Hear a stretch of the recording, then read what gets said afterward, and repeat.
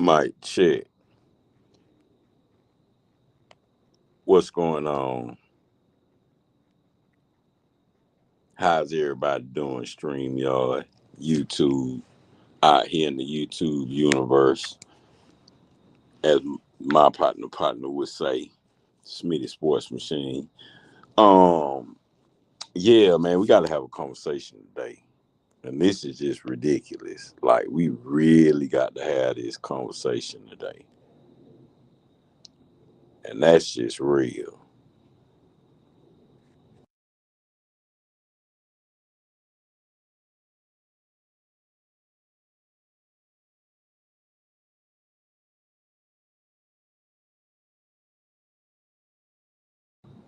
Mike, check. Yeah, we really got to have this conversation today.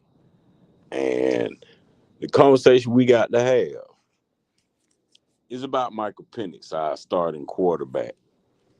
Can y'all hear me out there? Am I coming in loud and clear? Am I coming in loud and clear? Because this is a very, very.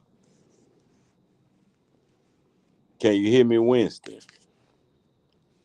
Is my mic working?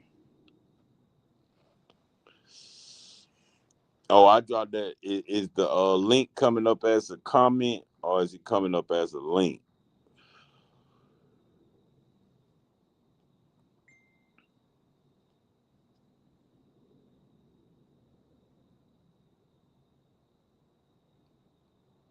I'm trying to see if the link coming up as a link or as a comment. Okay, bet. Y'all come on in, tap this link, man. We got a lot to talk about today. Cause one thing I'm gonna be honest about, me and Larry from the Dixon Way said this almost 3 games ago. The game before Kirk Cousins started. So, man, y'all come on in cause we got a lot to talk about for real, for real. Cause this is ridiculous. And I was out today and I said to myself, you know what? When I seen that we went, when I seen that we went and worked out 3 receivers, I'm like, bro, and a quarterback, bro. I'm like, you know what? I'm really starting to, and I'm gonna be honest. Even though Raheem wasn't my first pick, I was still rooting for him. But at this point, I'm sort of you pissing me off. Truthfully, at this point, you really are, cause you doing it's like how y'all don't got this man no help on the sideline. I thought y'all had 10 quarterback coaches. What happened? I could have sworn you said you had 10 quarterback coaches. If I'm not mistaken, from my understanding, that's what you said. You had 10 quarterbacks, but I know it was at least 6. So why y'all not coaching up my quarterback? I'm really pissed about that. And I'm gonna be honest, because I know he a good quarterback. I went and watched film on this boy in college. People keep trying to tell me he can't play up under center because of his torn ACLs. I'm like, bro, I watched this man play under center at Washington. Literally, I watched this man play under center at Washington. He played different sets, actually, mainly pro sets, which most people don't know. Zach Robinson run the pistol for Bijan, not for Michael Penix. And now, if it really came out in the press conference, because I think they tired of that shit. Because I'm tired of that shit, and I don't even play on the team. I'm a fan, and I'm tired of that shit because you can't tell me that y'all finna stunt this kid growth, bro. And that's finna piss me off because I know he a good quarterback. I know he could lead your franchise. I know he better than Drake May. I know he better than Bo Nix. I know he better than JJ McCartney. I literally watched this man play. Then went back and rewatched them.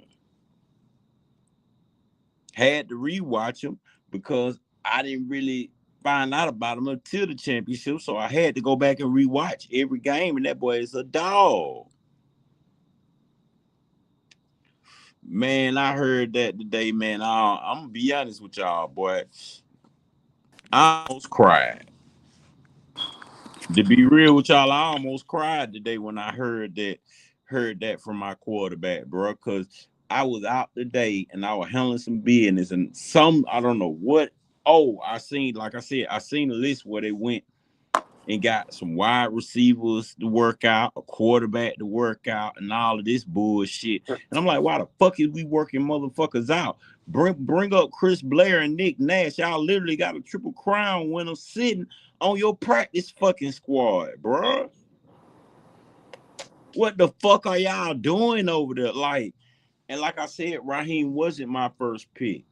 Truthfully, Harbaugh was my first pick. I didn't even want Belichick. I wanted Harbaugh. Even though I know Belichick will win, so is the Harbaugh family. But one thing about that Harbaugh family, they gonna make sure they put motherfuckers in the right position to win. Bill would have too, but I just think the game have sort of passed him a little bit, you know. And I don't think the way he coaches the young kids today, they can't adapt to that stuff. That's too hard nosed. You got to be this generation is sort of soft. I ain't saying the players soft. I'm just saying you can't handle this generation like Bill did back then because they was a little bit more hard nosed. They didn't get all in their feelings when you tell them something. You know what I'm saying? But everybody tap that link. Come on up. Come on up. What's going on, April Thomas? Everybody come on up. Boy, we gotta talk about this shit today. Cause that just really pissed me off. Like I What's wasn't wrong? even gonna go live today. Winston, that shit. Hold on, before I do that, let me welcome my boy Winston from the Thornton from the eye test to the stage. Hell You yeah. know, cause we gotta talk about this shit, Winston. I literally that shit damn near made me want to fight their ass, bro. Like, cause you told me at the beginning of not even at the beginning of the season, you told me last year you have 6 quarterback coaches on this fucking team. 6. Am I lying, Winston? It sound good. They That that said it. that Cause that that's when you know you're talking to a snake charmer. because When remember they talk he said Zach hold up. Robinson was also a quarterback, so he was able to be a quarterback. Like, man, what the fuck are y'all doing over there, bro? Like that shit's stupid, man. That shit's for real stupid, Winston. But yeah, go ahead. I ain't mean to cut you off. That shit just stupid, man. Oh no, you ain't coming out. Well, I'm sitting there saying that that's when you know you talking to a snake charmer, a snake oil salesman. Cause like people like that, they talking overindulgence. Like, well, yeah, we so good. Our staff is so good. Me and just got one quarterback coach. We got a surplus of them. Cause they know that the fan base want to know, all right, what's your plan about developing Penix? Cause We we know he know got he a good quarterback, yeah, Winston. we know he got talent. We know he has talent. So what's your plan on actually developing him, having him NFL ready? So yeah, nah, man, don't even worry about it. Don't even worry about it. We ain't got And one quarterback coach. We got 6 of them motherfuckers. We good. and Winston, you know what's crazy? You know what I told people? Do y'all know the only reason he really lost that Washington game? It wasn't because they were putting pressure on him, because he didn't have a running game. They running back were hurt. So they had to trust him to throw. So when he was throwing, what else would you do but blitz? And it's like, I don't know, man. That shit crazy, isn't it? Yeah, but I mean at the same time too, like that game came down to time construct too. You know what I'm saying? Like, yeah, Penix, it was a pass. Penix should have hit. Who was it? It was Mooney. Mooney was wide open on the sideline. He should have hit him. He overthrew him. All right, cool. At the same time too, though, you gotta respect the fact that all right. we picked up some yardage, and instead of you sitting there burning the time out, you let goddamn 40 seconds go off the clock. We can't we Yeah, can't we can't absolve Raw from that either. And like the biggest thing is, and what people fail to forget, what fail to remember, Raw's not a first time head coach. He's not a first time head coach. He's been a head coach for 3 years. Hell, he was an interim head coach with us. He was the head coach in Tampa for 3 years. He done been around the block. And they kept saying, well, he just need to get around other great head coaches and just learn from him. Let him go out and explore the world and pick up all this knowledge that he gonna wherever he he picked up. bring he gonna set the league on fire. Yeah, no, no. Like call a spade a spade. Ra is a Ra is a great people's person, but to captain a ship, that's not his thing. He can steer a ship. He can't captain a ship. Two Yeah, them entirely two. different things. Yeah, them two different things. But hold that thought. Let me welcome my boy Ron to the stage, man. What's going on, Ron? What you think about what you heard your Go on, quarterback but say today? What's up, Winston, y'all? yeah. Raheem got to go, dog. I tired looking at the dude, man. I keep on saying Raheem is a car salesman. What I mean by that, if you go to a used car lot and you see a putt putt over there, got so many miles on it, and he's still going trying to sell you that putt putt. You know that putt putt time you crank it up and you drive it off the lot, that's Raheem Morris. He don't care about nobody else but himself. That's Raheem. That's how he get down. He been like that. I'm And I'm I'm gonna go. No, go ahead, Ron. and to be honest, we fell for the banana in the tailpipe. Because Arthur Blank admits he respect Raheem. That's why he gave Raheem the job. Because he know Raheem. All those other coaches that came and interviewed, that's why they did not get the job. Because he don't know them like he know Raheem. And I said, I think I told me and Winston talk about this all the time. I want to be a Belichick because we need that discipline. That's why I want to hear. We don't got no discipline. We don't got no leaders that will talk up. In my opinion, we need leaders everywhere. We don't, in my opinion, we don't got that.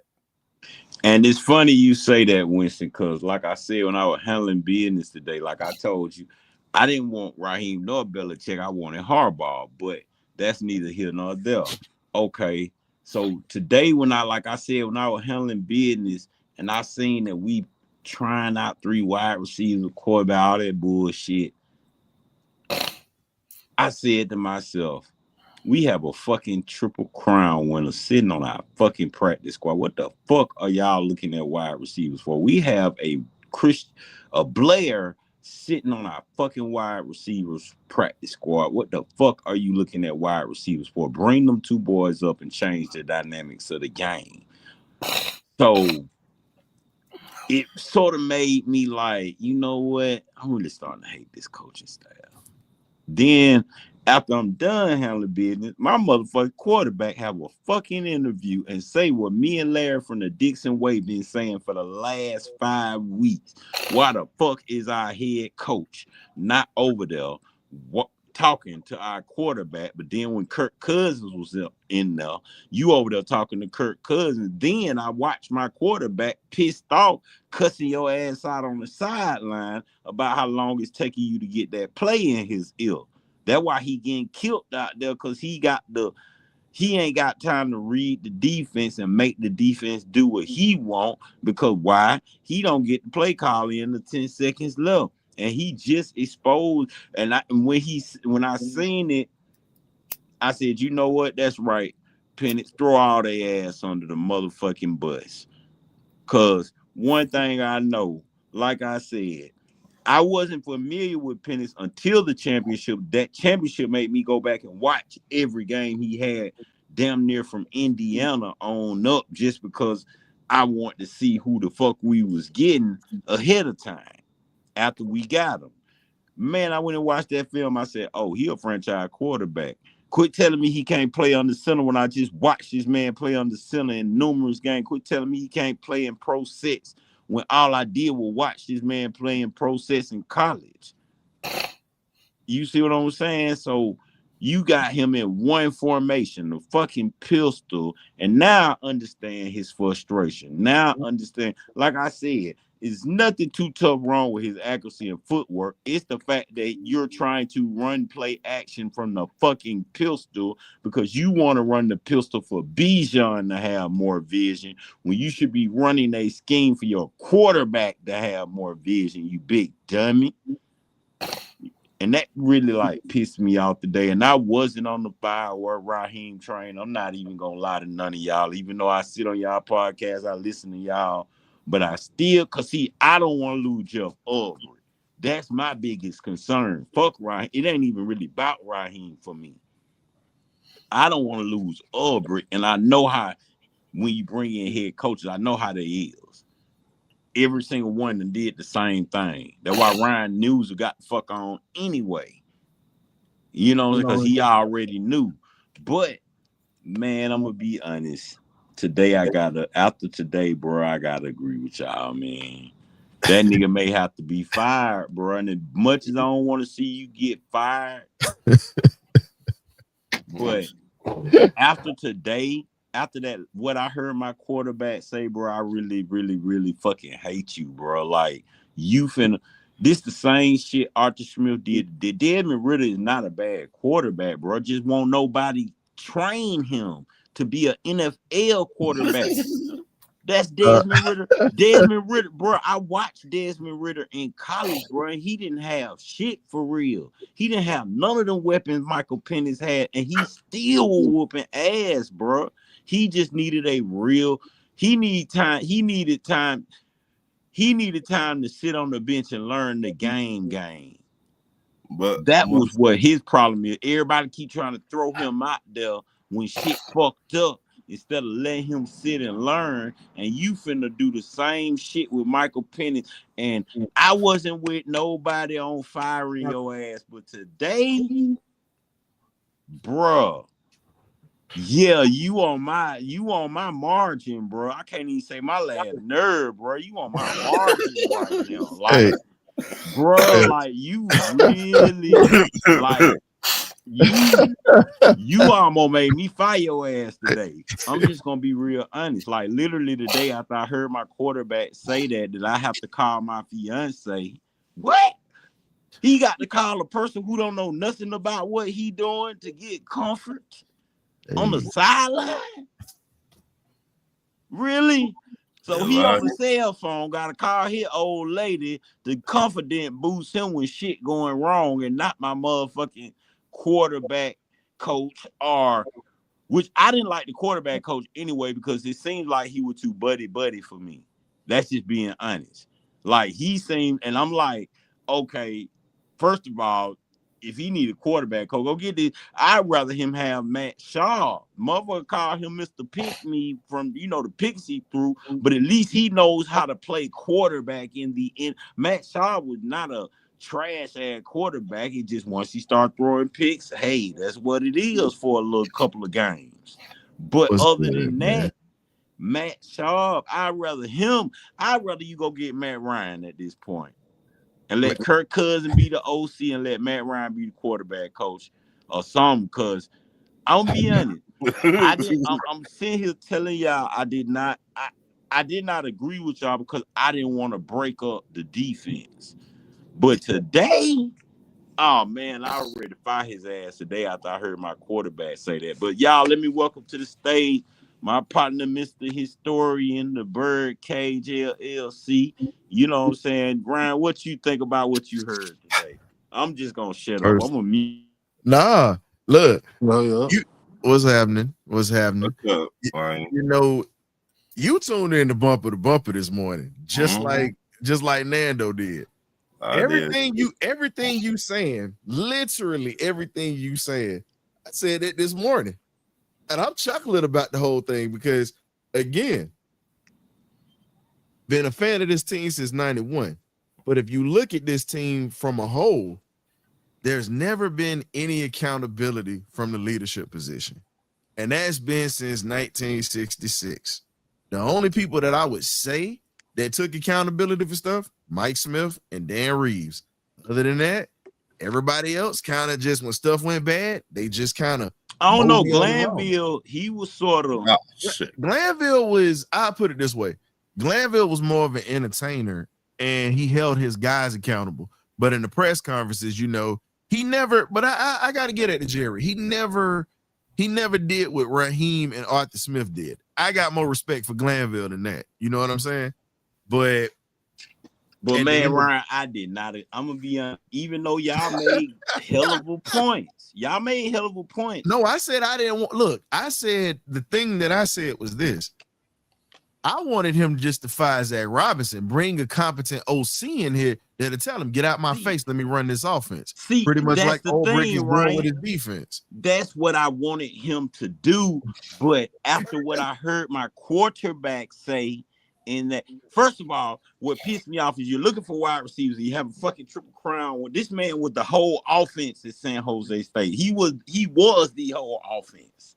Yep, Nick Nash. Period. Like I went in And because I wasn't familiar with his game. So he when was we a were quarter, doing he was them, a quarterback first before he became a receiver. So he see that understands how to scan a defense and really how to look at a secondary and attack soft spots in the zone. Chris Blair, on the other hand, that's the dude that I'm sitting back like, y'all saw what he could do last year in game time situations when he got but opportunities with see, Penix. the You stupid don't shit use them. is, but Ryan, listen, this what the stupid shit is. In preseason, who was your man beater It when was they Chris played Blair. man? Chris Blair Where's Chris our Blair was man a beater team demon. sitting? Oh, too. on the practice team. Why Rich, are we looking at three other wide receivers for? Rich, I watched this boy when he was at Prairie View A&M. I watched him when he was at Prairie View A&M. And I watched how he cooked dudes.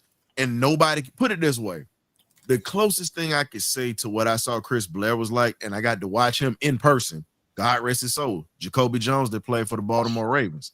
Remember, he got kicked out of LSU for some stuff, and he went to Lane College up in Jackson, Tennessee, another HBCU, and was hands down dominant.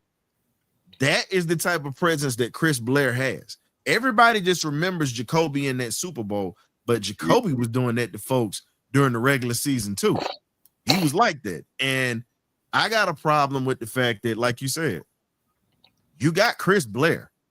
Here's the other thing. You're not even using Kadero Hodge, a man who is a football player. He's still making plays, special teams, consistently. When you throw him in there, he's not scared to block and go knock somebody out, and he runs a 4-2.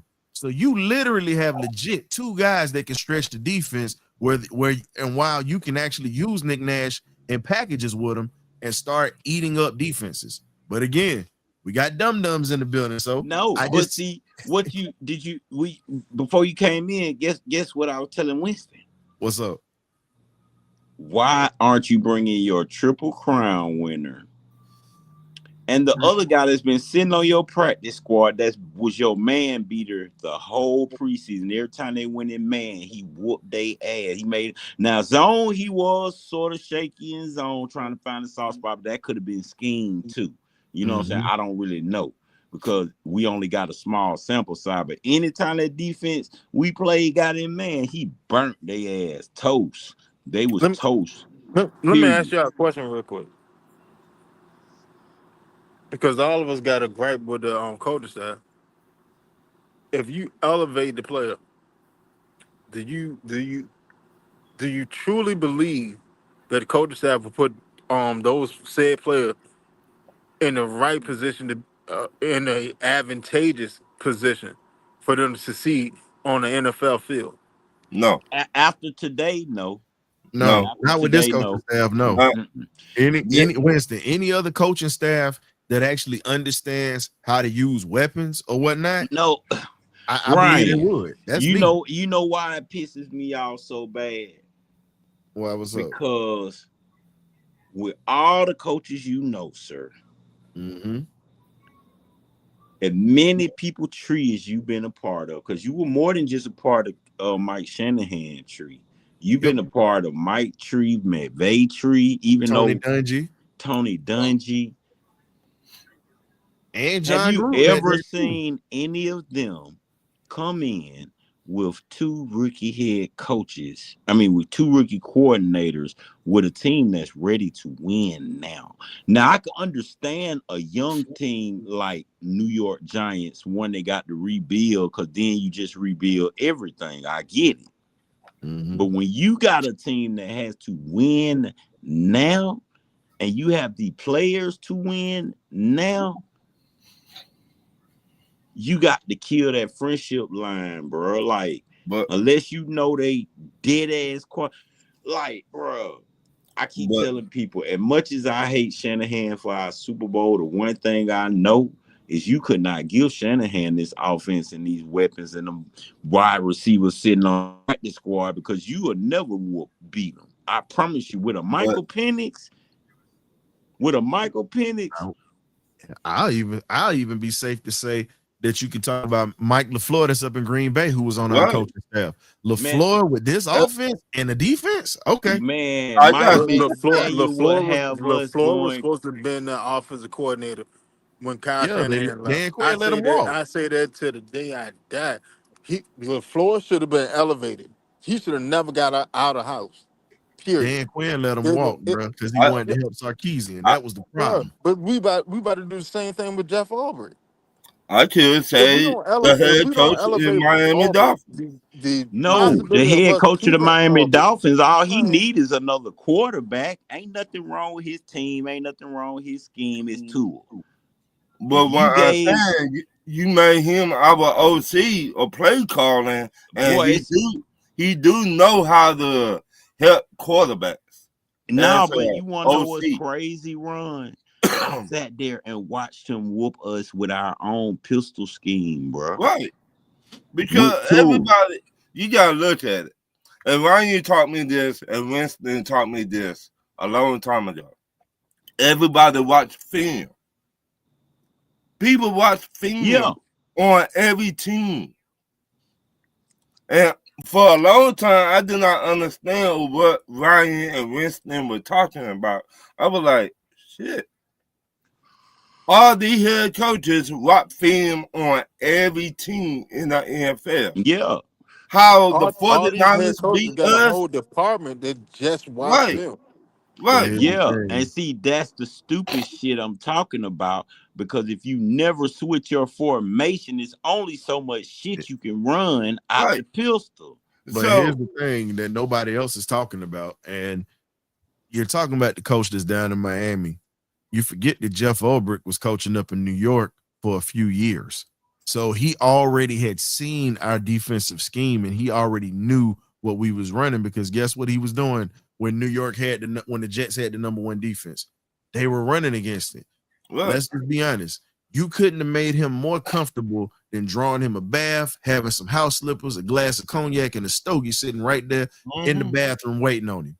That was how comfortable he was when he walked in Atlanta, because he knew what we were going to do. Personnel changes all the time.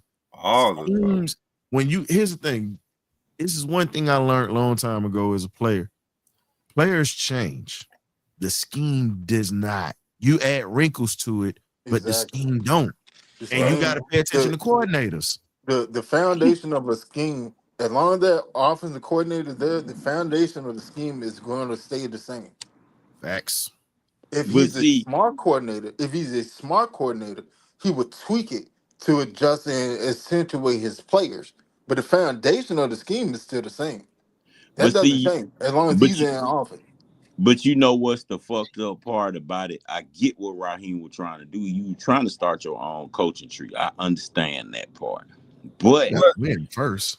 look, but You you but gotta gotta the win start first problem before you You can something. is gotta go. win first You no, to start gotta your own win Right. coaching first. tree, bro. You no, got but to see, win Yeah, no, before listen, you listen, just start. listen. Let me finish. No, let me good, good, finish because good, I was good, Ken. finna let me land the plane. Cause but the problem is you have a OC who's never tried his scheme. At least Shanahan, McVay, these folks have already tried their scheme as a OC somewhere else. You see what I'm saying? To know what tweaks to make, and they're not gonna see it. One thing I can say about any coordinator I've watched, even the one we did play last week, they're not sitting in the same formation the whole goddamn game. They not. It's just your scheme lacks creativity, bro. It's like you're on the first stage of your scheme.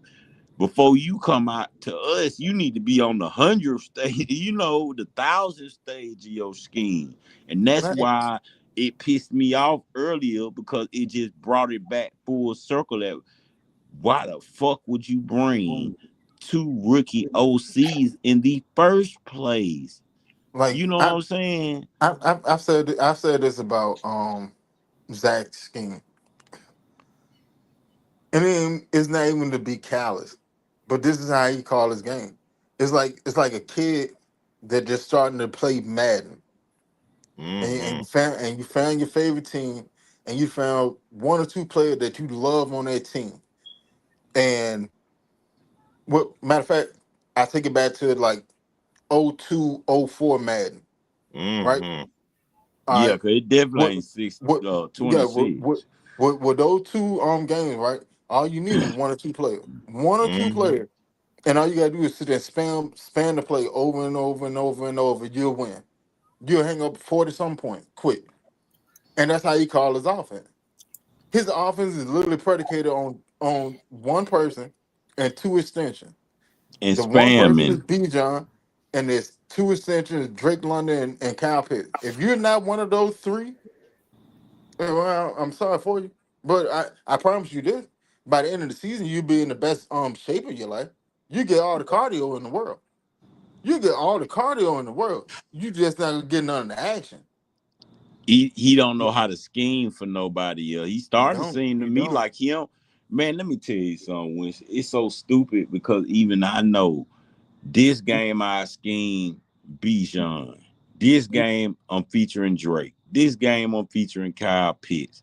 This game I'm featuring Charlie Warner. Not meaning that that's the only person gonna get the ball, but as featuring this to play it. Like I'm gonna keep her.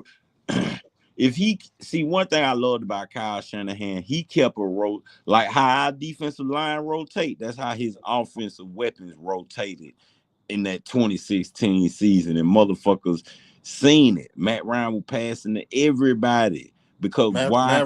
Matt Ryan said and set an NFL record for 13 on passing touchdowns to 13 different receivers that Because year. he rotated his receivers like we rotate our defensive line now.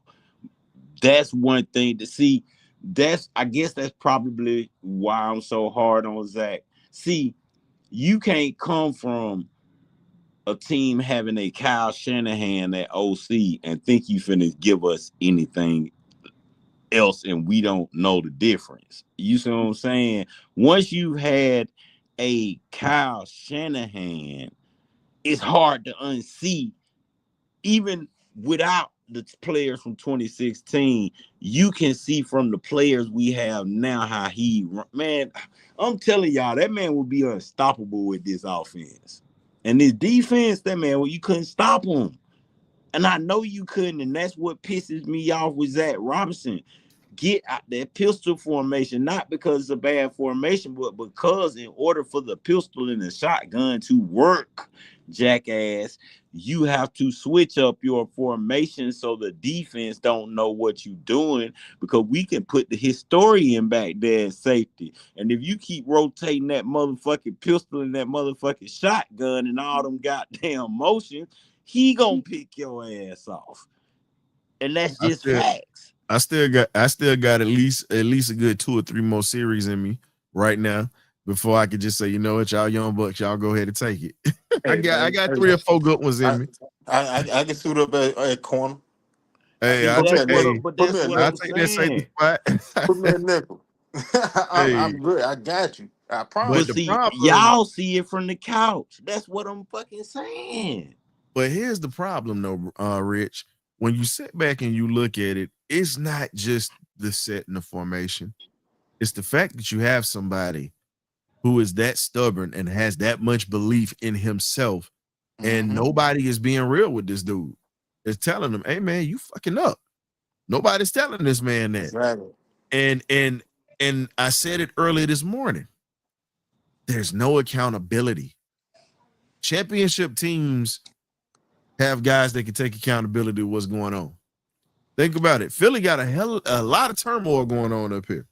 But you don't, but even though they got the turmoil, they can be real enough to say, hey man, we got problems in this locker room. But guess what? We can still go out here and get our job done and We can go get the execute. job done. Hey, they want to fire their head coach every year. But, Think Shit. but about hell, it. but Think but about it. don't Sirianni went to the Super Bowl and they was ready to fire him the next year. They lost to Tampa in the playoffs.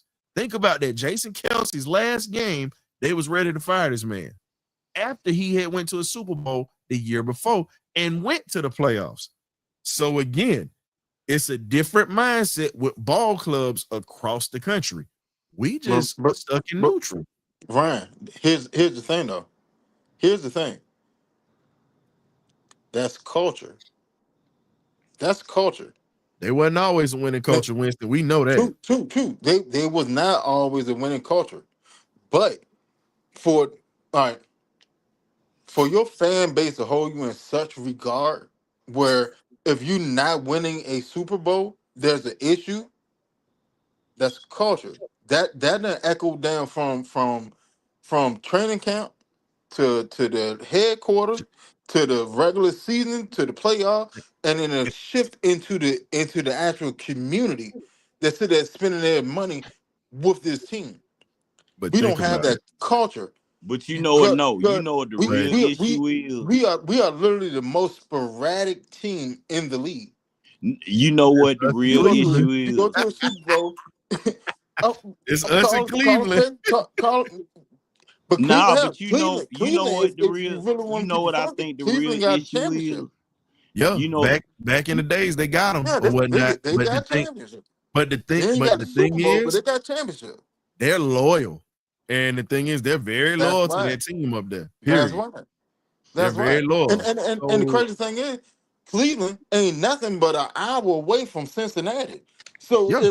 if those fans really want to go with a better organization, they can just switch it to the Bengals. But they won't do it. And but They here's the loyal thing. enough to the The point big where they sit there. They still spend their money with the team. They may put a bag on their but head, but they you know still spend what's their the money with their difference. team.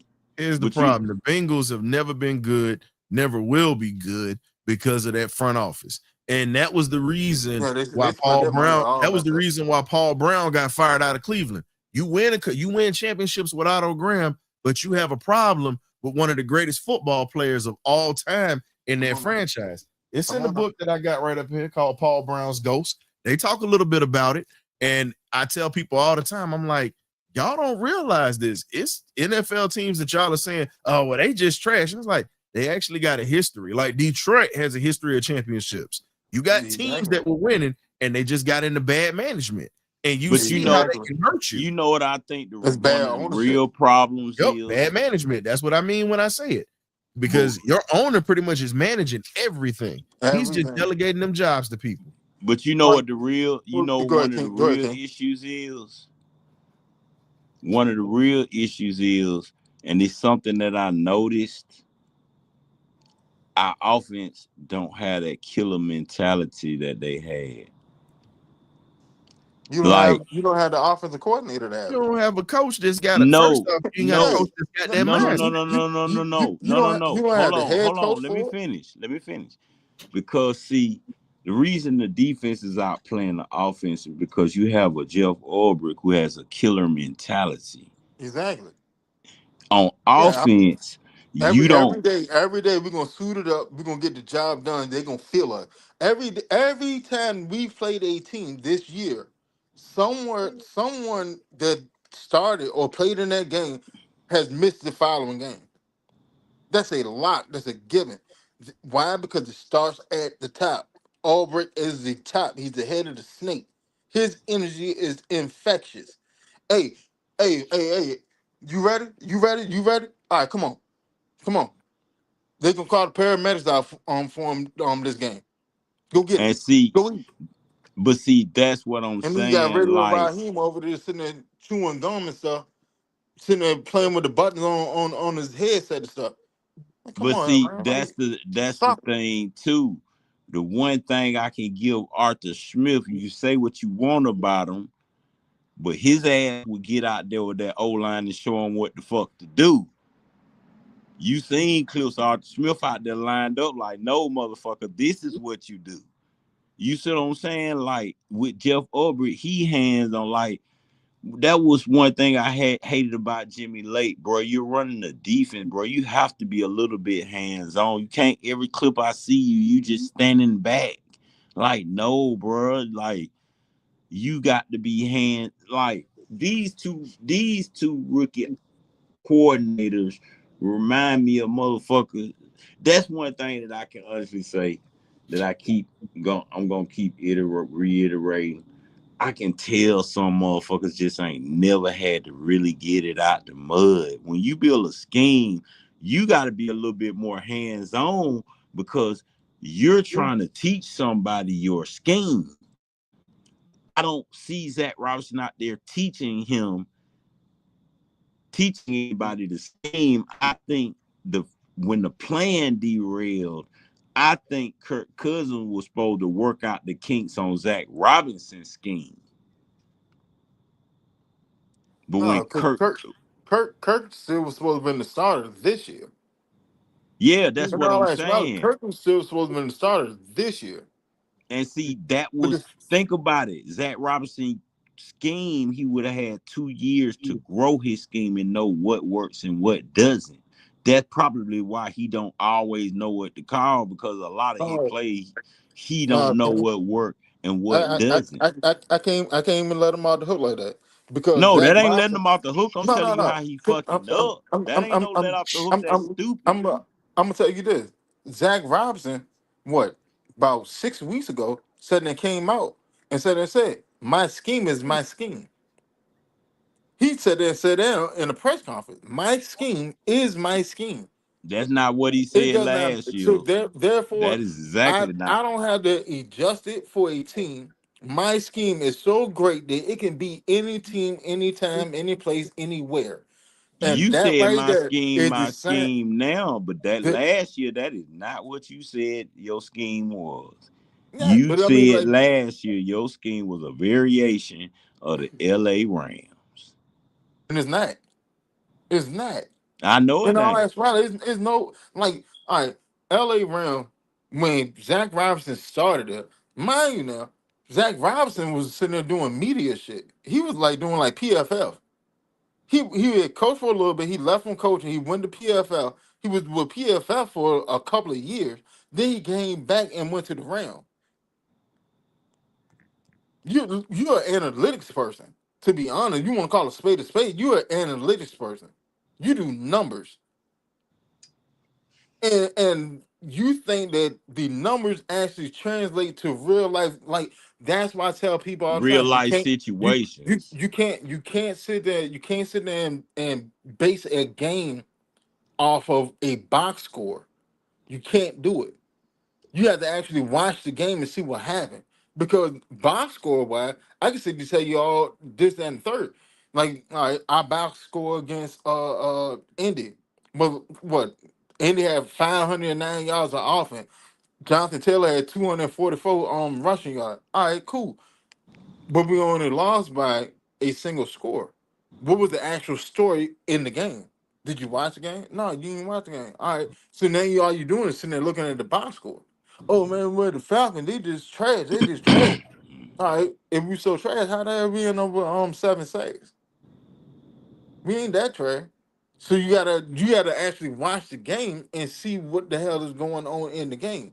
Then you can come up with a whole thing. Because when you sit there and go box score, just go off of numbers, all you're doing, you're shortchanging yourself. You And shortchanging that's yourself over what really happened with the game, and like for a a a random person that does that, you could be lacking in the conversation of said game because you don't know what really happened. You can't go off box score. yeah, Hell, you can the you Jet the can't. Jet the Jets just took and beat who was it? Who they just beat Sunday? The Jets had 150, 160 something yards total offense. Fields only threw for like 60 yards. Yeah, I know it. I forgot who they played, but they definitely beat them. He ain't do Yeah, shit. you see what I'm saying? Like you can't go off a box score because the box score don't tell you the game. And that's how Zach Robinson sit there and see the game. It's all about box score. That's why we average so many yards, but you ain't putting points on it. And you not winning games like that. Exactly. That Because that's where the numbers don't issues at. equate to situation. That's why your situational play and you account for life. You account for numbers. And that's what's fucking you. Because when a certain situation, that's why when a certain situation comes, you don't have a counter for it for real. Because you was looking at the numbers for play versus okay, this may happen with this, or we may get stalled out here, so I may have to call this, or the defense may read this, so I need to call that. You know what I'm saying? That Man, that man fuck. hit, man. He hit. And me personally, this is Raheem's biggest issue. Because you at the top of the chart. You gotta be the one that sit there and make the tough decision. Yeah, And you're willing to sacrifice the team on something everybody know you should trying, do.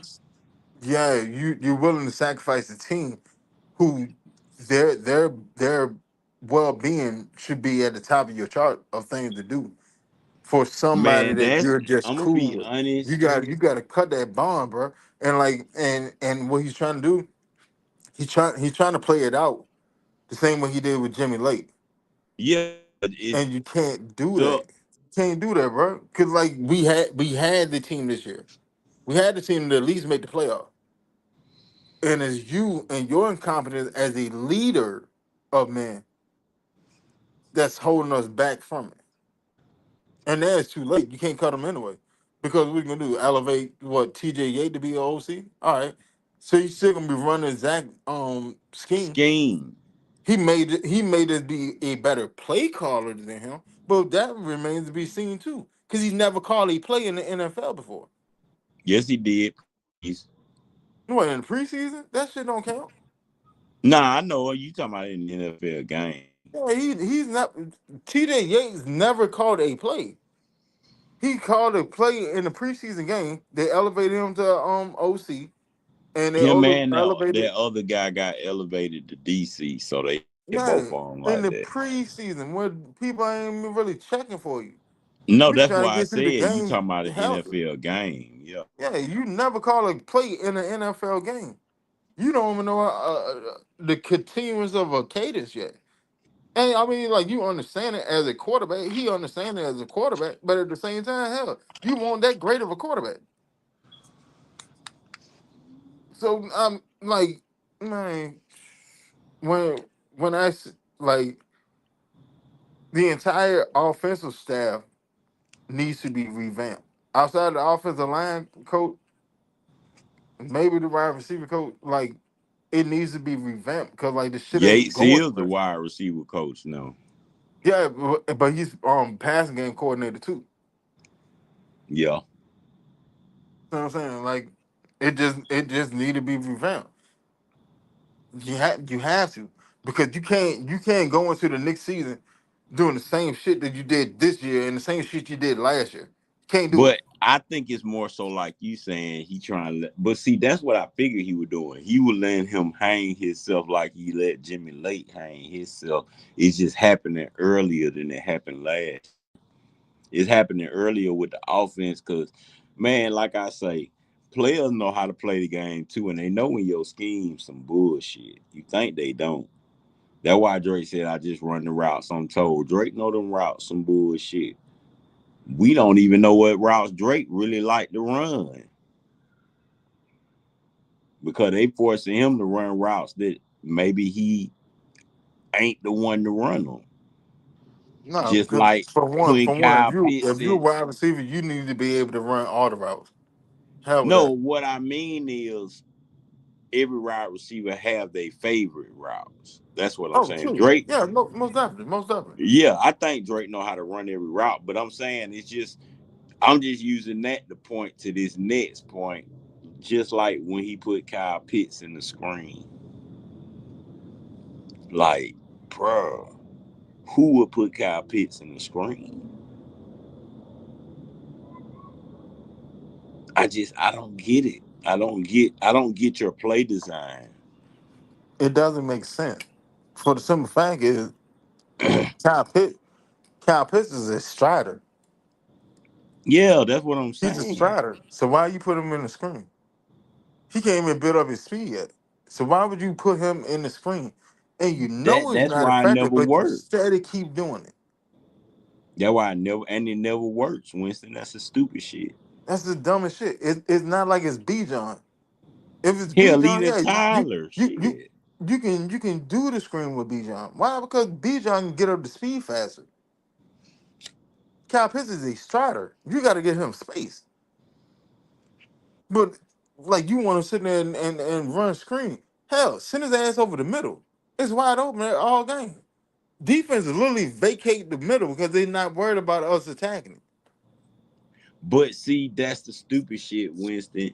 Me, you, and anybody else who's on this podcast knows that in order to open up the outside lanes as a receiver, you have to hit the middle. You got to make them crash somewhere, or at least be scared to crash somewhere. You either you got to make that middle linebacker sit in the middle, or you got to hold those safeties in the middle. It's one of the two. It's one of Yeah, the. that's basically what I'm saying. But if you sit there and just keep attacking outside, outside, outside, all right, I'm gonna just freelance with my safety and just let his ass rush away. But the And that's problem what happened. is you don't throw the whole reason why they sit in cover two is because they know you won't throw to the middle of the fucking field. Kyle Pitts was your man beater and you stopped using him. He was your in the middle and you stopped running. That's so stupid to me. You find what works. One thing I can respect about Arthur Smith, he gonna run that ball until you stop him, and he not gonna stop running just because you stop Bijan and Tyler on 2 or 3 downs. He gonna keep running they motherfucking ass, even when we should be passing. He running with this OC man. I don't know what the fuck he doing, Winston. That shit just stupid. What the fuck is he doing? Can you please enlighten me? See the thing about uh Arthur Smith. Arthur Smith made he was trying to make defenses bend to him as you're supposed to. You're supposed to make a defense bend to you, not bend to the defense. That's why he kept running the ball so much. I'm gonna run this ball so much that y'all just gonna cave on it. Why? Because you just gonna get tired of sitting there trying to stop the run. And when you do that, that's when I'm pop past your ass. And see, that's the thing. But he like Dodo Bird, he doesn't commit to the run like that. If the first couple of runs don't hit, it's a lock. He's going to abandon the run. That's how you end up with a game with B John having 9 carries, 12 carries. But every game that we won, B John had over 20 carries. Uncle Steve, what's going on? Boy, I see you down there. Like Yeah, B, keep on listening, cause boy, we got a lot to talk about. though And I over know two. we've been on for an hour, but we got a little bit more to talk about because it don't make damn piece of sense to me. Yeah, But go ahead, Winston. Finish what you were every saying. every every game that we won, B John had over 20 carries. That's a lot. It's not hard to see the winning formula. You get B John the carries, and you cut that on Penix's passing attempt. Yeah, he can go throw for 300 something yards, but it'd be in the loss because he haven't figured out how to make that decisive play yet. So Cause you he's can a young minimize that. quarterback. Yeah, if you hold Michael Penix, I've been saying this before the season started. Michael Penix should not have over 27 to 28 passing attempts any game. If you see him go past it, we are in trouble. I said that before the season Most started. quarterbacks, most great quarterbacks, you don't see Mahomes throwing over 30 times a game. Yeah, you can. Because I could trust Mahone to do it. I could I mean, trust he Mahone know to what I'm carry us saying to a is, win. you know, he can, but a lot of times he don't.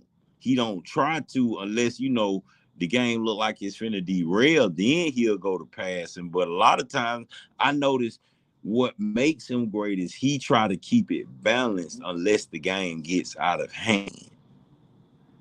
Yeah, but as a quarterback, while you sitting trying to understand and learn the game, I'm like, all right, let's harken back to Matt Ryan. Matt Ryan rookie year as a quarterback, he wasn't sitting there throwing 30 something times a game. That's a dub. He wasn't doing it. Michael Turner was getting like 25 carries every game. We Oh ran yeah, Michael Turner in the ground, yeah, and he and he produced. yeah he He was the carried workhorse. us to the playoffs. He carried us to a winning season. He did it again the following season. He did it again in the following season. Matt Ryan, Matt Ryan didn't actually get the keys to the franchise till like his fourth or fifth season, Yeah, I and that's what know it. people failing to forget. And Zach Robinson sitting there failing it. Like I know that you have things to work on. I am not gonna sit there and throw you to the wolves right now.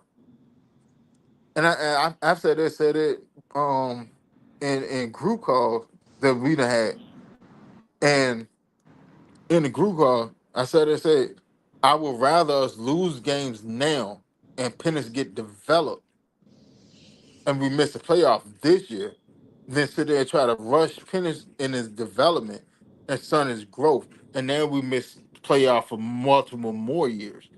Because once Yeah, again, you had to forget. I mean, you can't forget. We don't have a first round pick next year, so you're stuck and with Penny. You're stuck with Penny for at least this year and next year. That's a given.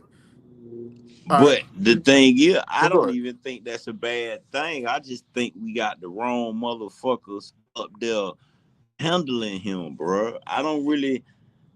I'm not even like a lot of not you, but a lot of the fan base mad about that first pick, man. I don't give man. Fuck that first pick. I'm gonna tell you like this: ain't now a defensive player coming out this draft nowhere near a JPJ, and I'm gonna stand on that. Not one defensive player coming out this draft this year. So go on, get it off your mind now. It's better than a JPJ, and I'm telling you now, and I stand on that. He done already showed up. You just got your first round early. For the fans that's out there saying that they mad about that first round pick, who gives fuck them picks? I'm telling you now. But I do think now that I heard what I heard, they stunned that boy growth, man. They fucking with his.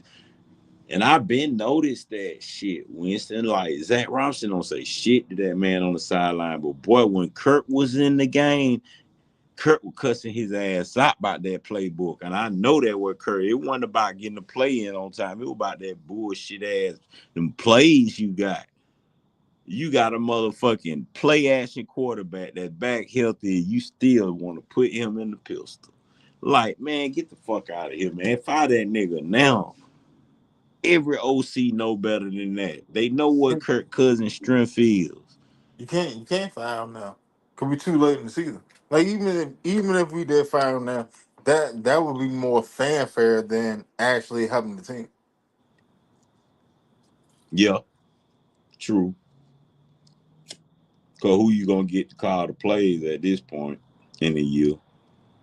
Exactly. Like, all right, so what you gonna do? You gonna elevate you elevate TJ Yates. All right, that's nice. It sounds good. It sounds good. But you literally just starting back over at square one because the main reason people mad about Zach Robinson being here in the first place because he was the first time coordinator. All right, If so anything, you put him on a staff and make him something make else. him what? Make him what? You can't ain't no offensive coordinator gonna sit there and be demoted and stick around. No, I'm No, talking I about can't. I wouldn't have made him one in the first place. Yeah, like, but at the same time too, if that was the case, I would have just stayed with the Rams. I could have Yeah, stayed true. with the Rams and sit there and just kept learning. Or went to college. You see what I'm saying? Yeah. So like he for his career personally to progress, he can't make a lateral movement or a decline movement. He can't do it. But see, that's my thing. If you ain't doing shit with the Atlanta Falcons, why would these college teams even want you? Well, your scheme is college. Your scheme college as fuck. His scheme is college, His and scheme is that's college as fine, fuck. and that's fine. You know what And I'm that's saying? fine. That's fine. It'll work down there. It's just not gonna work up here. And like people sitting there talking about Penix played in the pistol all his college. No, he didn't. No, he didn't. That's literally a That's a media. formation That he's played no, in. yeah, that's a media narrative. I'm an Oregon fan. I'm an Oregon fan, and we played against Penix plenty of time. I watched all the schools in the Pac-12 back when it was the Pac-12. I Nah, but watched see, all that's of what them. I was saying, Winston. Like people talking about, Like oh, his he can't. He ACL is can't. why he can't play under center. Yeah, I right. said that's a No, goddamn lie. yeah, that's cap. That's cap. He was playing under center in college. He was playing under Yes, center in college. That's that's cap. what I That's said. now. Yes, was he playing in the pistol a lot? Yes, he was playing in the pistol a lot. But he definitely was going on the center a lot too. He definitely was going on the center a lot. It's not like he don't know how to understand or handle a snap from under center and be effective. He No, was actually that better under man them play we do on man all right. Winston. Like That's Winston. That's that's what's Zach. so. That's Zach Robinson's scheme. No, but listen, Winston. That's what pissed me off so much because what was the first play of the New York Giants game last year? The very first play when we walked on the field. He went on the center. Under center, play action, and we hadn't seen that since. And actually made the throw. That's why I said he's not inaccurate.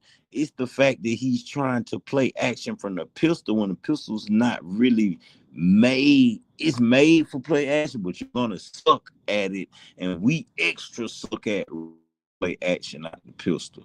But when he ran that play action from up on the center, he was dead ass accurate. That's what I feel like your scheme is throwing out his flaws versus you know your scheme is showing his weaknesses versus learning how to cover them up. Cause Matt Ryan had plenty of weaknesses, but real OC knew how to cover that shit up, Winston. And your scheme don't help in that, and that's just real.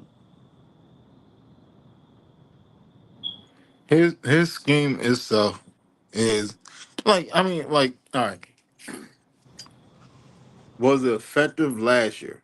Yes, it was. Was it effective last year while we had Kirk Cousins under him? Yes, it was. All right. Now fans have to be realists about the situation. Had nobody seen his scheme yet. Had nobody seen his scheme yet. So now when teams have a whole year of tape on it, all right, this is what he want to run. He want to do this and this, that, and this, and this is Tennessee, this, that, and third, da, da, da, da. Okay. All right, Michael Penix starting. All right, okay. Let's wait a couple of games. All right, now we got tape on there. All right, let's marry this tape with the tape from last year. All right, there's your scheme. Yeah, like He at first, hasn't tweaked it, and that's the first couple of games, it was looking good. Had ups and downs, and then then what? He had the magical moment. He came down to the field. Yeah, all right, that looked good for what, 2 games. Then what happened? not Like they three. have Them film three on that it. we won. They got film on it now. I know what you're doing. Hell, the 49er players literally said they said, "Oh yeah, I watched film and I already off of the keys that I got from the film and stuff. I already knew what it was doing. What more? Like it's predictable. It's rudimentary. It like to be honest, it really is rudimentary because you Zach Robinson called plays for plays to hit. He don't call plays to stack plays to build to a further to open up something further in the future. He doesn't. He don't call plays like that. Nah, he don't. He want it either hit or miss. That's why he'll It's stop the either hit or run miss game. right then and there, and that's why you see Michael Penix sit there and dirt so many balls. He's been taught that. He's been taught to dirt balls. Like that's not something that he just sitting there coming up with. He's being taught to dirt Cause he balls. wasn't doing that shit in college. He won doing this shit last year. In the 3 games he played last year, he wasn't doing that. He's being taught now to dirt balls. That's why you getting all these intentional grounding and stuff. He's been taught to dirt ball. You can see it. But you also sit there and see that if your first and second read ain't there, dirt the ball. That's Instead of on looking for your third that's and on the fourth. scheme. That's on the scheme. That's not on Penix. Penix is able to do more. They're not allowing him to do more. But and that's the stupid shit because you used him better in them first 3 games last year than you is now.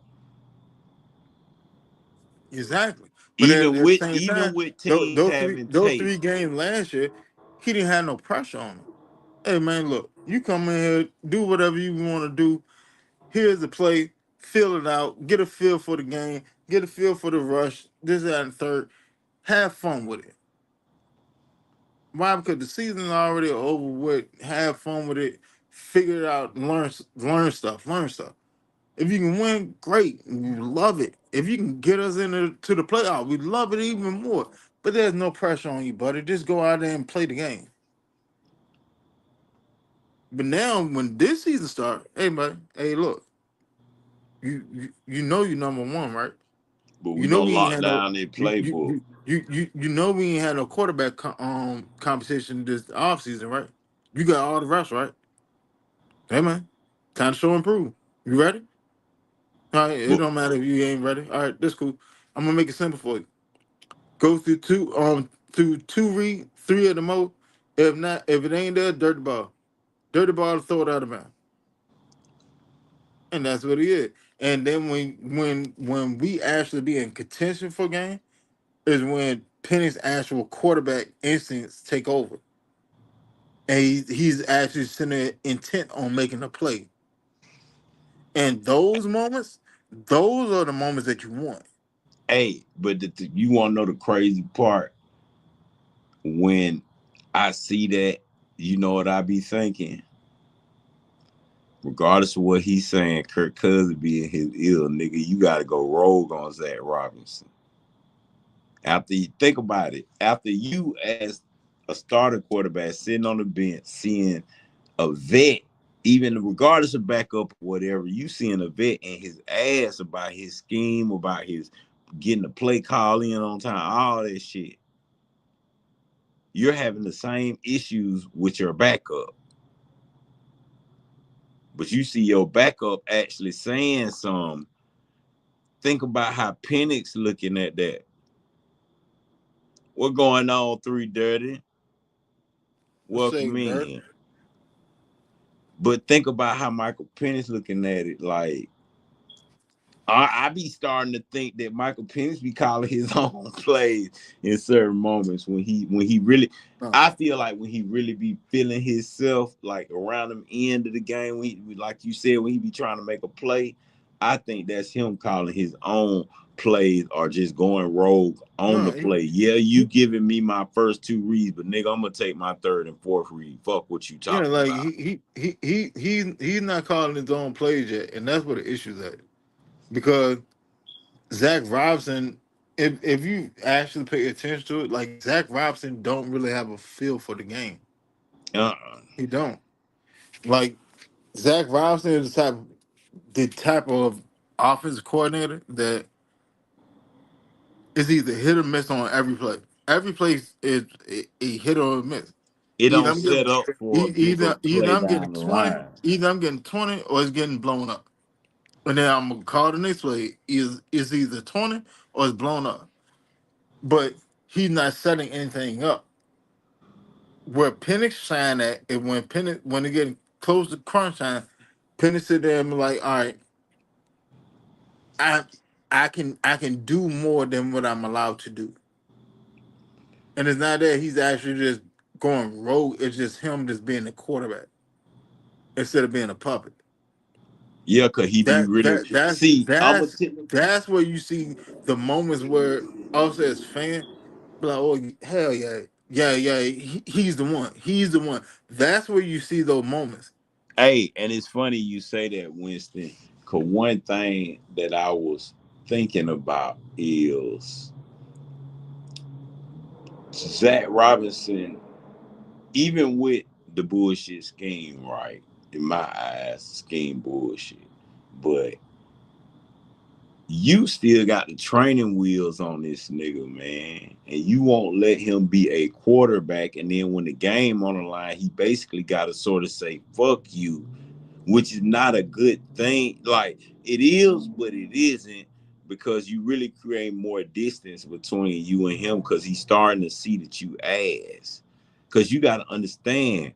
See, this one thing, and what Jalen Walker said on one of his posts, I don't remember what he said, so I'm not gonna try to quote it.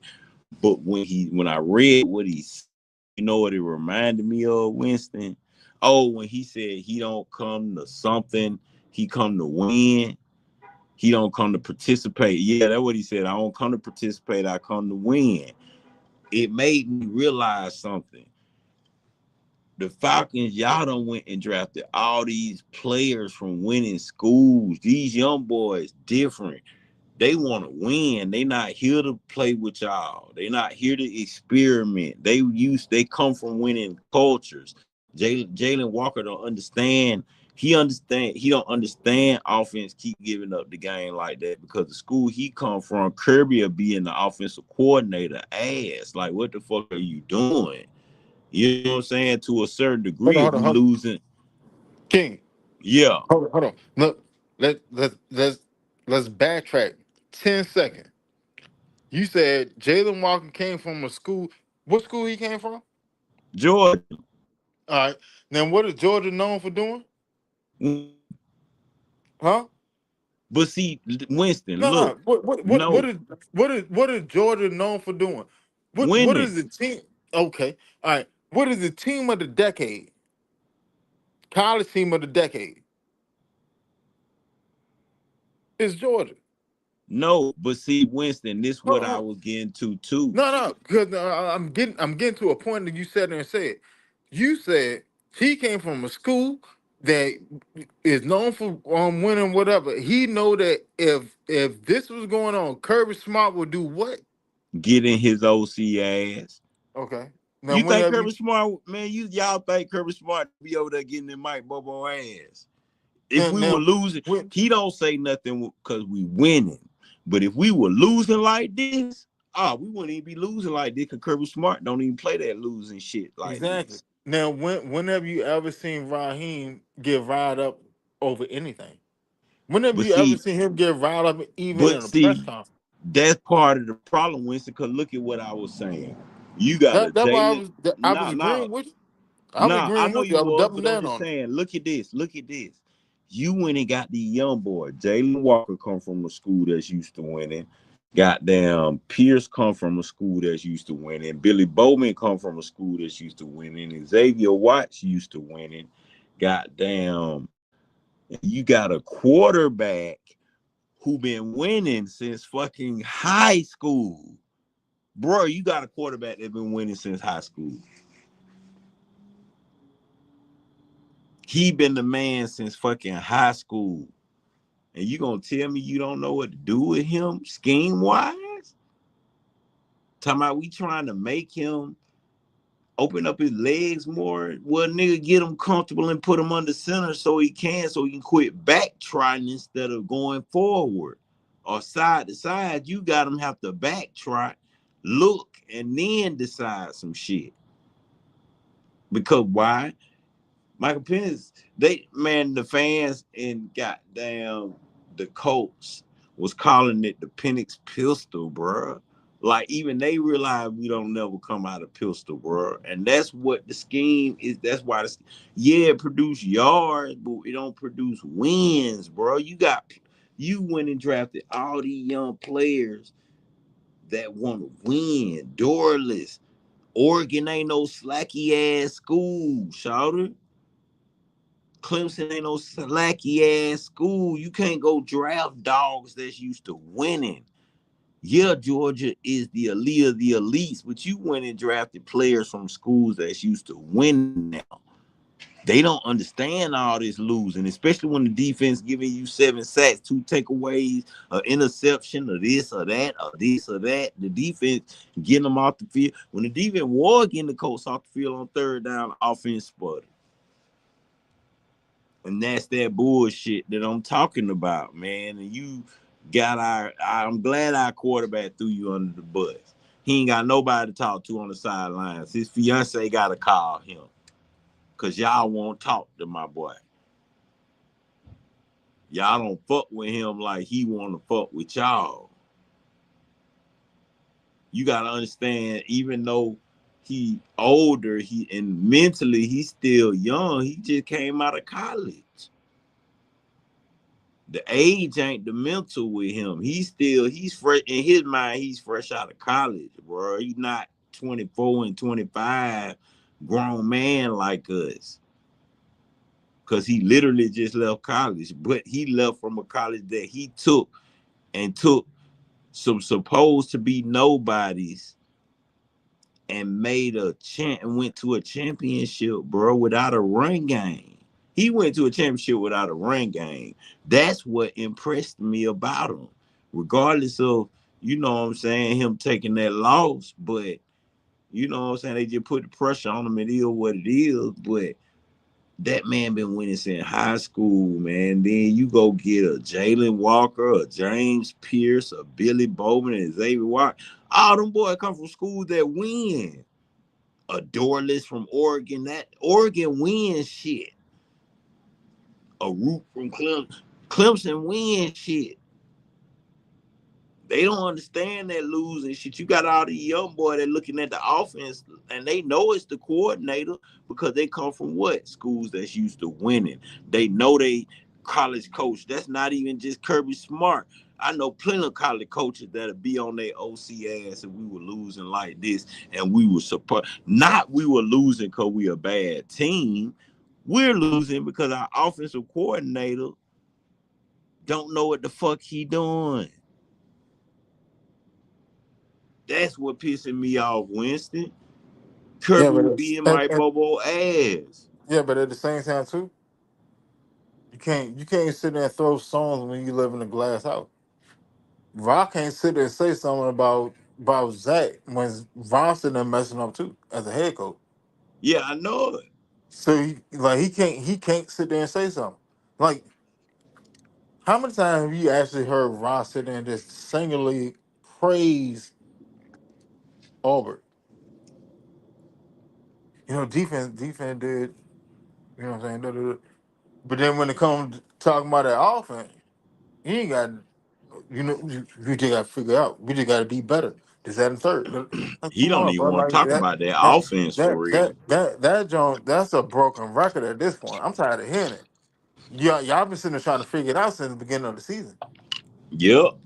Y'all been trying to figure it out since the beginning of the season, and you have a big enough sample size to sit there and tell you exactly.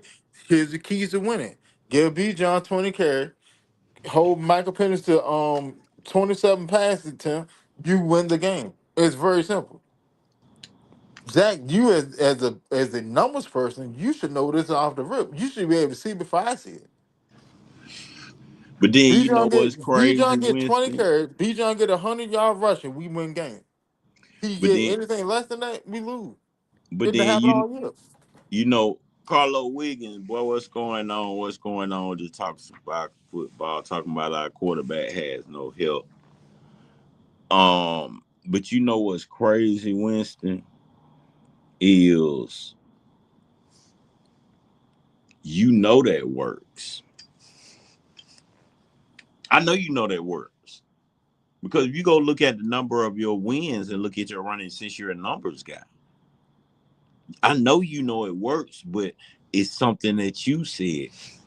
His ego about his scheme won't allow him to do what works out of his scheme.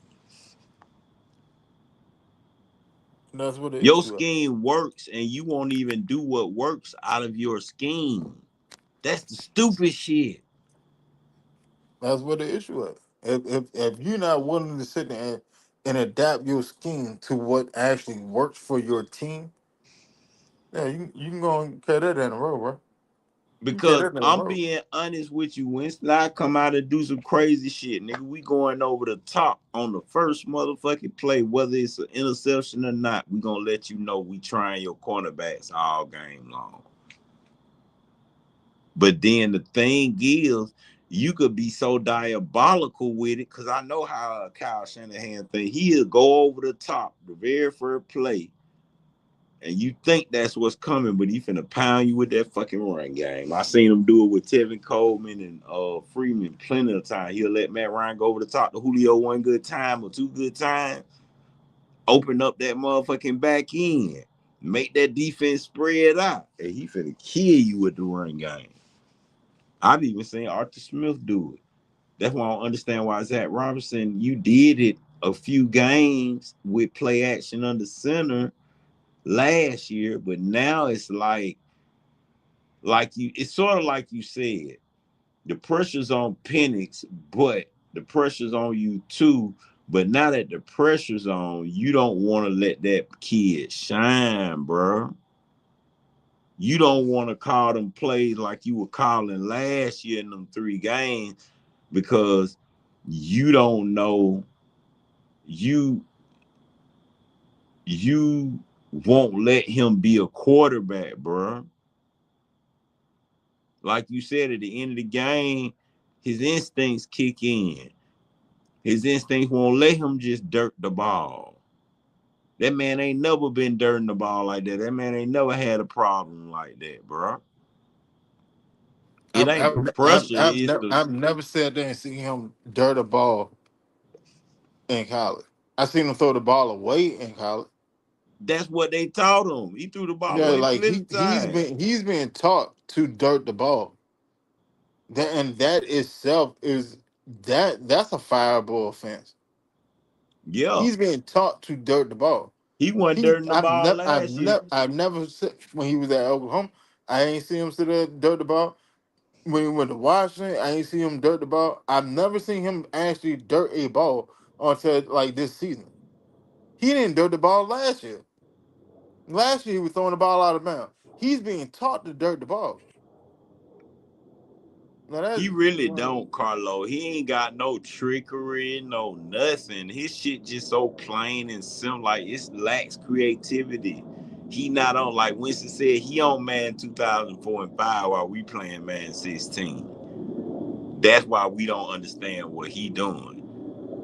And that's why people wanted someone like a Ben Johnson to be the head coach, because you knew what you was getting at OC. But I'm not mad at them hiring Raheem, because we got Aubrey. You see what I'm saying? And it's like, I know Aubrey tied to you. Not And see the reason why I don't want to elevate Aubrey, because Aubrey said out his own mouth he don't want to be a head coach right now. He literally said that in his very first interview. He don't want to be a head coach right now. Said he want to put his focus on one thing, the defense. Can't even be mad at it. Because I see what happened when Aubrey did become the head coach. He had to take his hands off the defense in full, and he slacked up.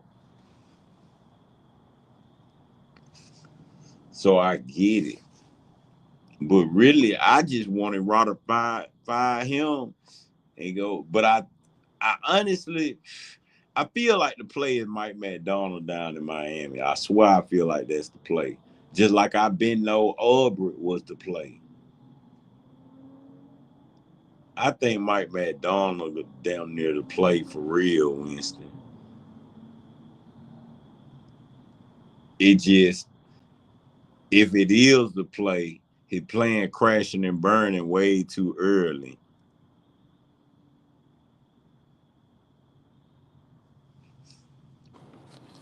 Well, me personally, my pick for OC would be Mike Down. But at the same time, like Ronson being so attached to Zach is gonna carry Ron out the door. Yeah, It's it gonna carry him really out the is. door. They're gonna end up getting fired together at the end of the year. If Ron had just had the heart to sit there and say, "Hey, look, I made a mistake. Get him up out of here," and he had fired him 2, 3, 4 games ago, okay, and you just ride the season out. But you had the heart to see your mistake. That's another thing that's going to be analyzed at the end of the year. Do you see your mistake, and you was able to sit there and make the decision to sit there and try to fix things, but he didn't. He took and linked himself to Zach Robinson. So Zach Robinson fate, y'all gonna share a fate together. And to be honest, it's possible that it may sit there and pull goddamn Terry Fondo down along with y'all, which is crazy because Terry Fondo did his job. He did his job. He Hey, and gave the you all the talent defense in the is world. proof that he did his Yeah, job. he gave you all the talent in the world. You just didn't do your job. But I mean, it, I don't know. What I would do personally, if Raheem get fired, 'cause Zach Robinson gonna get fired at the end of the year. There's no ifs and buts about it. He's going to get fired at the end of the year. If Raheem get fired, I'm elevating Auburn and I'm bringing in McDonald. I mean McDaniel. But what if Aubrey don't want to elevate? That's the problem. Oh, he'll elevate. He'll elevate. Like that's the least of my word. He'll elevate. Like I mean, like you showed your worth. You showed your worth. You were the catalyst to the team being relevant at this point. You're the catalyst to it. Yeah, Bijan have his yards and all that stuff, and I love that for him. But offense is nowhere near close to what the defense is. I know it ain't. Teams, team, team fear coming up against our defense, not our offense. They're And the not worried about crazy our offense. part is we got better players on offense than we do defense. I don't know. I don't know. I don't know. No, you got a coordinator that don't know how to use what he I got. don't. I don't know. It's hard for me to make that dissemination because all right, let's go pound for pound. All right, Jesse Bates. Jesse Bates is a top three safety in the league. All right, so his comparable would be what Bijan on offense. All right, so Bijan may have him. Bijan may have him. Okay. So now let's go further into it. All right. Now you have, let's say Drake London. Drake London versus AJ. Who's better at that position? And I know a lot of people don't like AJ, but in all actuality, AJ is better at a cornerback than Drake London is at a wide receiver. I'm gonna be honest with you. AJ is a better corner than Drake London is a wide receiver, and Drake London is a great wide receiver. But He's still young too though. yeah, yeah, no, like I'm not taking that Our away from offense him. is sort of young though. Yeah, Now that you bring that I'm point up, I ain't taking that away from him. No, no, he's no, not as that what I'm good. saying. I'm agreeing with you because now that I think about it, you may But be right. yeah, Cause outside of Drake's a better cornerback than AJ is a better cornerback than Drake is at wide receiver. yeah, And and that's and very, that's very, very true. Now, what I was saying is, outside of when I really sat back and thought about it, outside of just say Bijan, Kyle, and Drake, ain't really nothing over there on our offense. Scare nobody, no, because and the reason they don't you got scare Mooney over. nobody. No, I'm You saying, got and the Mooney reason over. they don't scare nobody because you don't know how to use them. Yeah, exactly. So you got Mooney over there. Like, all right, so Man, Mooney right I'm gonna now be honest. I don't know. Is Mooney better than hell? Is I don't Mooney need that. better? Hey, Is listen. You Mooney notice better I than said them Xavier three. Watts? I don't Is even. Mooney better? Hell, is Mooney better than Billy Bowman right now? He's not. No, He's no. not. All right. So then let's progress on further down the line. All right. So let's go to the offensive line. You got Jake Matthews. Jake Matthews a better player than Zach Harrison right now? Man, I we mean, really need to come up who, off of Jake. I hate who, to say it, but no, no. I mean, like Jake's still he serviceable. not. He He not though. Jake But ain't sitting see, there getting beat up. Jake is huh? not getting beat up. That's Elijah Wilkinson. Jake ain't getting beat up. Wilkinson giving the ghost up. He giving the panel draws up. So now, all right. So He Drake wasn't over. at first though. I I don't mean, know what changed. At first he was solid. I don't know who? what happened. Who? Elijah? Yeah. Man, I told you what was gonna happen. Elijah Wilkinson is not that. He's not it. And if you leave his ass on the island, his ass is cooked.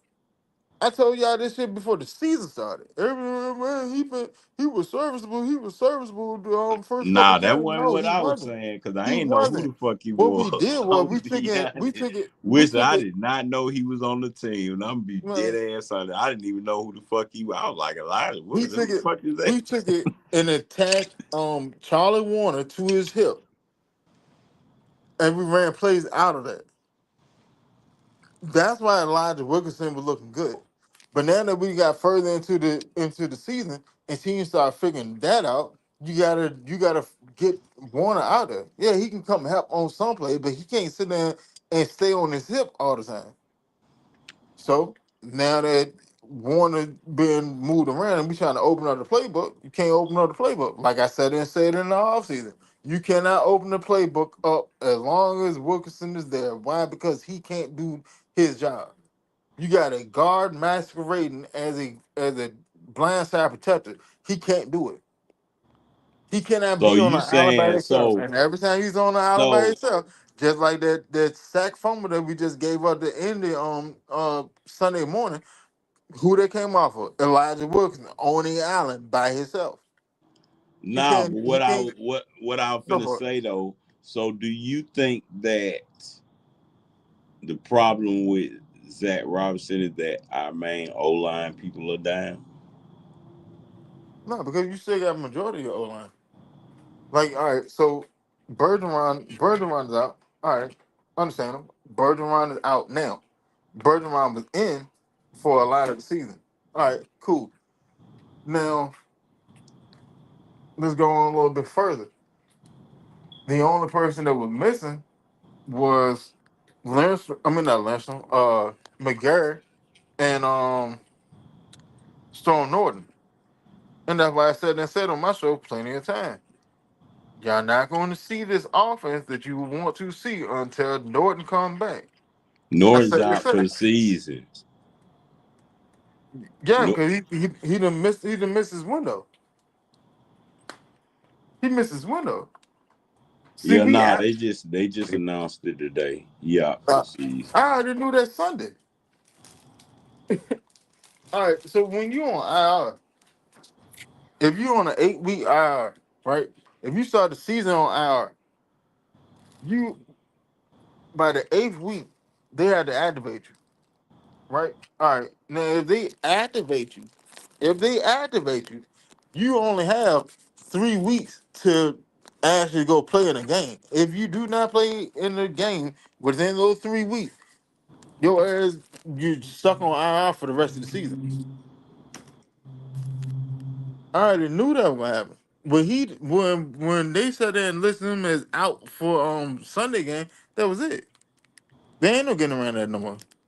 You can't move around because they opened the window up.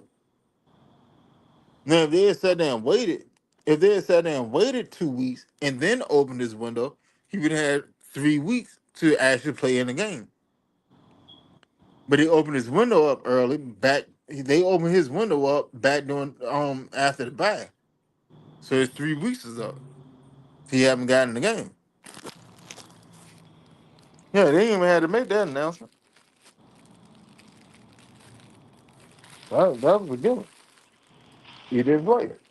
Once I activate you for an hour, if you want an extended hour, once I activate you from hour, if you can't play in 3 weeks, you going on hour, I shut you down for the entire season. That's why they haven't activated Troy Anderson. Because they don't know for sure if cause like all right, Troy Anderson technically was eligible to go back and open his window around the same time. Same thing with Braylon Tripe. But they didn't open their window. They opened Storm window because they knew that they needed help and right tackle. That's why they opened Storm window with the hope of Storm being able to get back in there and go play. And now because they sit there and rush the gun, he's out for the rest of the season. So now what you have is you're left with Elijah Wilkinson at right tackle for the rest of the season. Once And, again, another incompetency of Raheem Morris. but see, then that's what I'm saying. All I'm saying is, all I'm doing is looking at it from the arguments that Robinson gonna try to give about what's going on behind closed doors.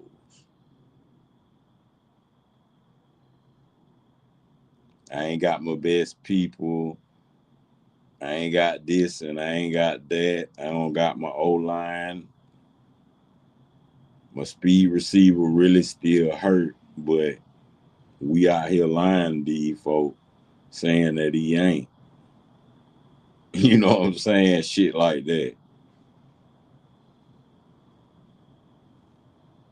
So before you let him go, he gonna make a case or try to anyway. That's why I was just not that I agree with keeping him. I'm just saying a case that he can make behind closed doors.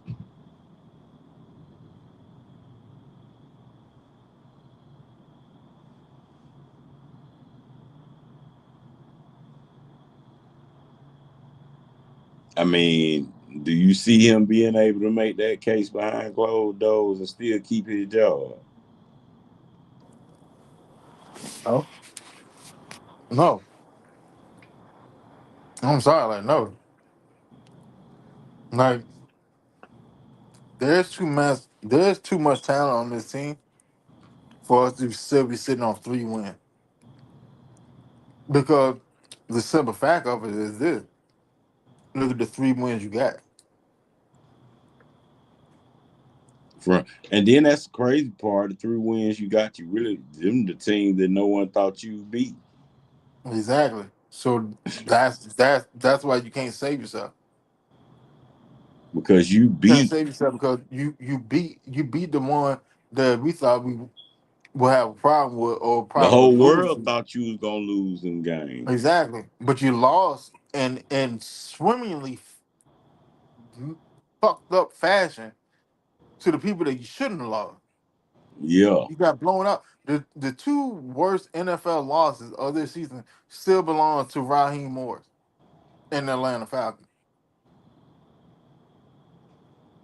No, no, you can't save yourself after that because I know for a fact that you could do better. You just don't do better.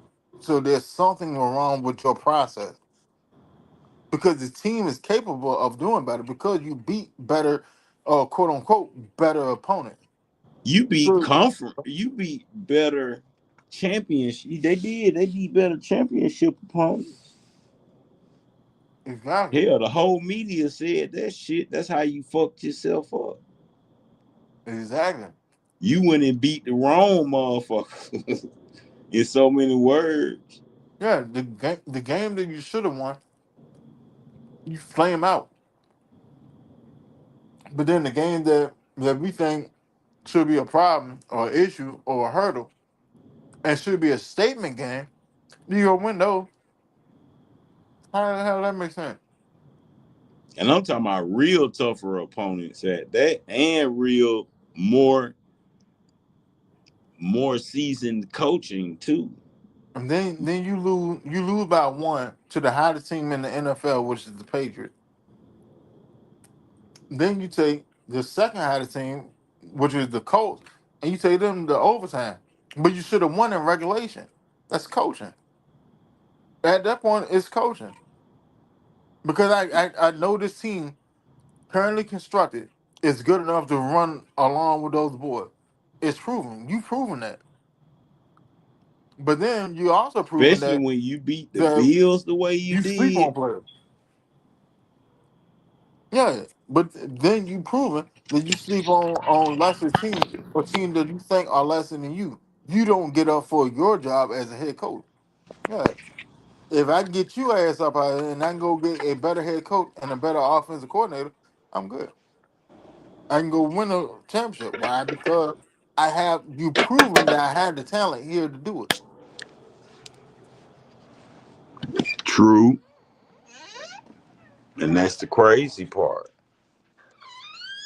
Because I just didn't see. I feel like most people at one point just wanted you to get rid of Zach Robinson. Cool. We at a point now where even I'm like, bro, you may have to go. And it wasn't because I wanted you to be the head coach. It's because that since you are the head coach, I'm gonna ride with you. I sort of see what you trying to do, but you fucked yourself in the beginning by bringing two inexperienced coordinators. That's where you fucked yourself royally too, because I didn't even understand why you did that silly shit. Because that ain't nothing. Winston, me nor you would have did that, and we ain't even been coaches in the NFL, and we wouldn't have brought in two rookie coordinators. Ross should have known that. Ross should have known that before he came in because you've already been a head coach before. You've already been a head coach before.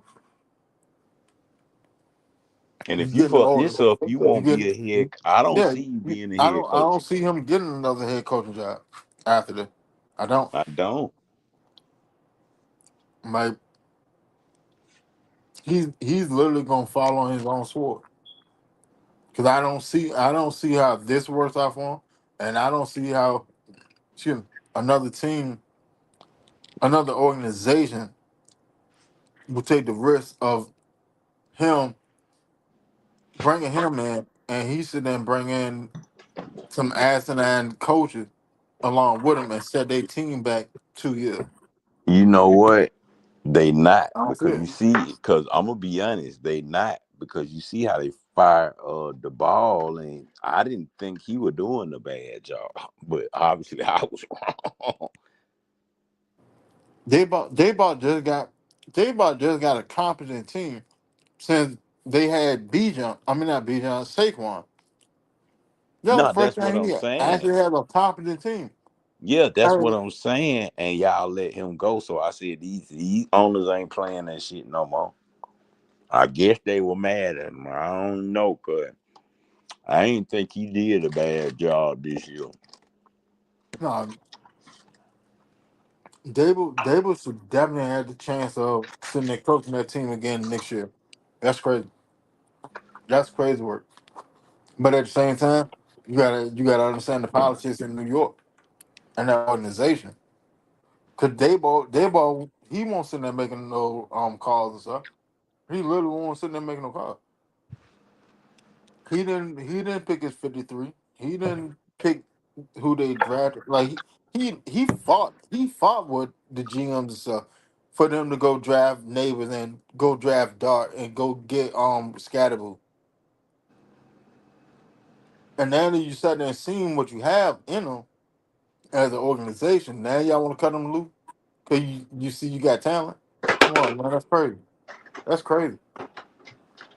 And I know that team, like, what the fuck? You fucked up. Dayball should have been back for next season. Yep.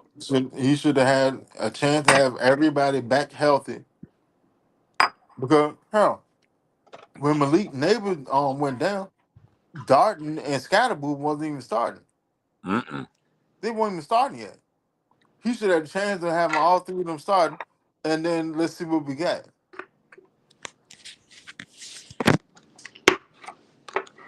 Like, that's the But type of see, policy I can't get behind, man. Because you can sit there and ride with him when y'all didn't give him the requisite material to be successful.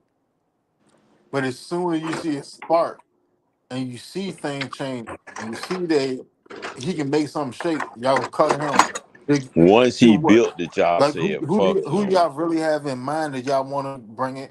Cause like at this point, like for y'all to cut Dayball the way they cut him, they already know who they want to actually have as the head coach. It's the same thing that Gerard Mayo went through last year. It's the exact same thing. They already But know who they want as the head coach. Now the question but is see, who. but see, then that's the fucked up part because y'all let him build it for y'all and then said, fuck him. He built that for y'all. He knew who to go get. He knew, even though it wasn't his pick, you still get to see, you know what I'm saying, and interview these players, bro. And that's just for real. But let him go like that when even I was like, yeah, they're gonna have a good season this year. That just blew my mind. That's how I know Raheem don't stand a chance outside of Atlanta. If you fuck up, because see, people don't look at us as a shitty team. They look at us as we have shitty coaching. That one thing I done start sort of seeing what the media are talking about to a certain degree. They don't feel we have shitty players. They feel we have shitty coaching because they praise the players. It ain't the players. Well, I said at the beginning of the year, the player's not the problem, and the player's not gonna be the problem. Problem gonna be that head coach and that offensive coordinator we got.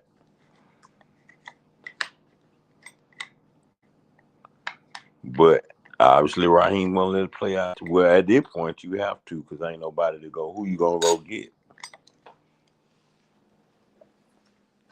I mean, right now in the middle of the season, nobody. Ain't nobody who out there though. I mean, I'm like, we can sit there and do the same dumbass shit the Falcons always do. Fire head coach in the middle of the season. Get a get an interim head coach to come in and they look halfway decent, but then you don't give them a chance. They run off and go have success. I mean, you could do that, or you just ride the wave. Right this season as offensive wash. If we make it to the playoff, like I hope we do, all right, we do. If we don't, it is what it is.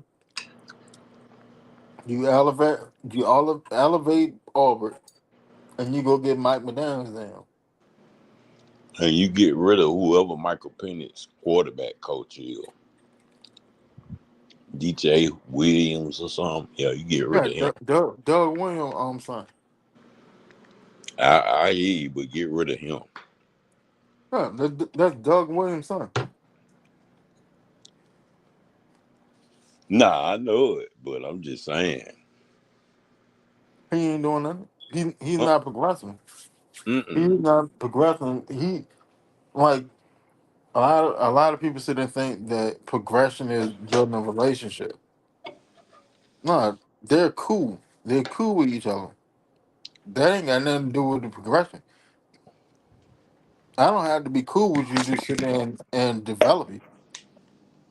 I don't have to. It make it easier, but I Cause don't Matt have to. Ryan and Kyle Shanahan showed one cool. Exactly. Right. I don't have to be cool with you to develop you to make you better. I just got to get through to make you see what I see. And once you see what I see and you see the potential of what I see, then we can make magic happen. That's what happened in 2016. Yep. In 2015, they were sitting there button head all year long. You can sit there and Nah, go cause back you and look remember at what Matt Ryan said during the off season. Him and Kyle Shanahan sat down and went and had dinner and drinks and really, really talked about this offense. And he said, okay, he gonna buy in. But it may have been that was the best thing that ever happened to him for real. Huh, that was the best thing that happened to both of them. Truthfully, yeah, because Kyle Huh. wouldn't have that job if it wasn't for Matt Ryan. Kyle wouldn't have had a 49 job. Matt wouldn't have never went to a Super Bowl, never won an MVP. And Kyle, like literally with the 49ers, literally sitting there riding out the success of the 2016 season. Cause you've been to a Super Bowl, yeah, you went to a Super Bowl. How that fare out for you? Yeah, And true. then and now like, all right, well, I got Mac Jones in at quarterback, and everybody like, well, Kyle doing such a great job at being a coach and a coordinator because he got Mac Jones doing numbers. No, Mac Jones was a first round pick. What the fuck is wrong with that? Brock Purdy was literally the last pick in his draft. Mac Jones supposed to perform better than him. That's not rocket science. That's media perception that a lot of people sit there and just run with. Yeah, Mac that's Jones, true. Mac Jones was drafted in the first round to be a Yeah, franchise of quarterback. his draft. Yeah, he was drafted to be a franchise quarterback, not a journeyman, not a one shot stop. No, he was to be a franchise quarterback. And with Kyle Shanahan, boy, you could give Kyle Shanahan another year with a Matt Jones. Yeah, exactly. Like man, he gonna have But an he issue. can't even do it because of Brock Purdy. But I'm just Brock Purdy Shit, like hell, contract. you won't. Man, Brock Purdy is about to get cut, You think or he so? going to the bench, or he going to the bench. It's one of the two. Brock Purdy is not gonna be a starter in San Francisco again. Not with Matt Jones out there like that. Hell no, Mac Jones done won too many games. I got like Mac Jones got us in contention to rival the Rams in our division. Hell no, man. The offense is more fluent. Hell, Brandon Ayuk is. I don't think Brandon Ayuk even back yet. It could have been out more than half of the season, and he's still putting up numbers. He's like damn near a lot. He gonna throw for like 300 something yards and like two touchdowns. Man, Purdy wish he could. Hey, no sir. That's a dub. Oh You're not no, starting over him, man. Matt Jones a beast now. Cause I ain't gonna count. I wanted us to get Matt Jones. I like Matt Jones, honestly. Hey, In college. like that's a dub. Purdy ain't started over there no more. Cause I'm gonna be honest. When I seen Matt Jones, I thought about Matt Ryan when I watched him play. It's very simple. Cause remember when Matt Ryan, now you say what you want, the fans can say what they want, but I remember when he first came to the league, Matt Ryan was athletic than a motherfucker and tough. I wouldn't And say he was athletic as a motherfucker, no, I but mean what I'm saying for he'll in get his out there and move though. realm, in Yeah, Matt he'll Ryan, get out and move. but and his arm was a whole lot stronger than it was. That's how we knew his shit was selling, because we knew Matt Ryan had an arm, not an arm, but he could throw, he could launch the motherfucker if need be. When his arm went out, we already knew what it was. But you gotta, when I looked at Matt Jones, I was like, he's sort of like a Matt Ryan-esque type quarterback. That's why I like him. But he definitely ain't no slouch, period. Sleep on him if you, and give him time to develop in the Kyle Shanahan style system. That's Yeah, why I yeah, it's said, all boy, bad. we gotta get a real OC in here for our quarterback. Cause you couldn't give now one of these coordinators we talking about, a Michael Penix talking about, is he a is he the one? Cause they gonna let you know he the one. Man, Penix, I put it to you like that. If Penix was in the Kyle Shanahan offense, Penix will probably have about 2,600 yards right now. Probably about 2,600 yards, about 18 to 20 touchdowns, maybe 22, and like 7 to 9 interceptions. I'm gonna be honest with you, Yeah, he'll be because a beast. Kyle is going to make him throw the ball up the field. I'm gonna make you utilize every inch of this field. You're not just sitting there throwing outside the number. You're not sitting there just throwing screen. You're gonna attack this middle. You're gonna get yourself comfortable with it because you're going to attack this middle, and then we're gonna throw outside these numbers because you got talent out there, and then we're gonna run the ball on top. And so it's gonna make your job even easier. Hey, that's a dud. Like man, if Penix was halfway halfway developed in our 2016 season when we went to the Super Bowl, we would have won the Super Bowl. If Penix was inserted in that offense. Yeah, and that's why I said when our quarterback got up there and said nobody talks to him, I sit and I watch all these coordinators talk to their quarterbacks. Like for real. Think Penix, about it. When we seen, even with Daniel Jones, the quarterback was in his face, and Daniel Jones is not a rookie. You see what I'm saying? And that's what's the silly shit to me. It's not to John Marino. It's not about riding Kyle Shanahan. It's about what Kyle Shanahan would do for Michael Penix. See, that's what you missing. We're talking about what Kyle Shanahan. You couldn't give Kyle Shanahan or Michael Penix, say what you want, be mad all you want, but you give Kyle Shanahan or Michael Penix. Man, come on, man. That shit shouldn't even be a discussion.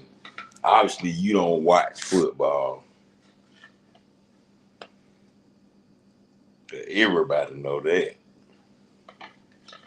Yeah, I get you mad about the Super Bowl, but that shit you talking about, come on, bro. Let's just be honest about it. Give Mike Matt, okay. Give Mike Matt Daniel Michael Penix then. Because Mike Matt Daniel only problem is moving to it. And I stand on that. If you get another quarterback, it's up for him. That's just how I feel about that. But give him another left-handed quarterback like Michael Penix. hey, he ain't even gotta be left-handed. He just gotta be healthy and available. Yeah, I know I was being funny Hey, with Winston. just give him somebody healthy and available. Mike McDaniel's going to do numbers. Two best season was when two were healthy, Um, Tyreek best season in his NFL career was when Tua was healthy. Waddle best season was when Tua was healthy. Like it's very congruent. It's not So hard to I sit got there a and question figure it for out. you then, Winston. I'm glad you said that. I got a question for you, right? In this, just say after this off season next year, right? Tyreek Hill fully healed up, and he wasn't even asking for a lot of money. Would you do it? I mean, I would bring Tyreek in on a vet minimum on a 1 year prover deal just to see if he still got it. But like I'm not investing that much into him. Tyreek No, that's like what I'm saying. That's why I 30. said He like not. 30, Ain't talking 31. about a lot of money. You were hurt, my boy. We can't give you no money. Yeah. But I mean, hell, we did that with Kirk Cousins. He was hurt. That's why And we we gave can't his ass do it a no. hundred mil off the rip. Hey, that's why we can't do it no more. We ain't got it. No, no, we have it. We would have it. This offseason, we'll definitely have it. I'm just not gonna give it to him. Like, no, you come in on a 1 year prover deal. I give you about 6 mil. I give you like 6, 7 mil, 4 mil guarantee. Let's see what happens. And it look good and it's working out. We go back to the drawing board after the season. Ain't no skin off nobody back. That ain't hurt nothing. And see, that's my major thing too. That's another thing I see that he could try to use for his defense. He don't got no speed for his scheme to work. Even though I know he needs speed for it to work, but he don't. He really don't.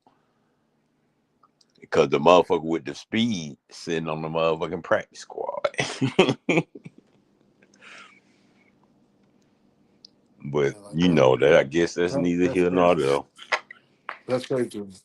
Like, is you got Mooney out there. All right, he got speed. But you got Chris Blair that has receptions in the NFL, has put up serviceable numbers in the amount of snaps that he have and targets that he have. His numbers are decent. So why he not getting touches now when your offense is bogged down? Put more speed out there. Hell, if it ain't no more than just to run him as a decoy, put more speed out there. The one thing you can't coach speed. And if I had to worry about your speed, I have to call my defense entirely different because I have to account for all the speed on the field. Hell, Cause we figured he'll that open. we just figured that out when we played goddamn Miami. When we played Miami, you have to call your defense entirely different because there's too much speed on the field. Yeah, Aubrey said he said because he played Miami playing with the Jets, and he said he like, ooh boy, they got speed over there. They got speed over there. And I said, damn, we You know, need this just a shit, this look. shit. If we just had one motherfucker with that type of speed, we'd be good. We don't We even need a do, home. we do. Oh Mooney yeah, got we that do speed. on the practice squad. Mooney got that speed. He hurt. Hey, but Mooney got that speed. So what you do? You know how you have that? Cause let's go back to 2016. Julio had that speed. What did we do? We had a possession receiver, right? We had a possession Sanu. receiver Yeah, that was with Sanu. Sanu. What did we do to take the cap off this just push this offense over the top? We went and got Taylor Gabriel. Ain't nobody even know who the fuck Taylor Gabriel was before he Hey, got to now Atlanta. Taylor had speed though. That little And he had motherfucker was speed. He fast. took the cap off. He opened up the rest of the offense. Why? Because people had to respect his speed and Julio's speed.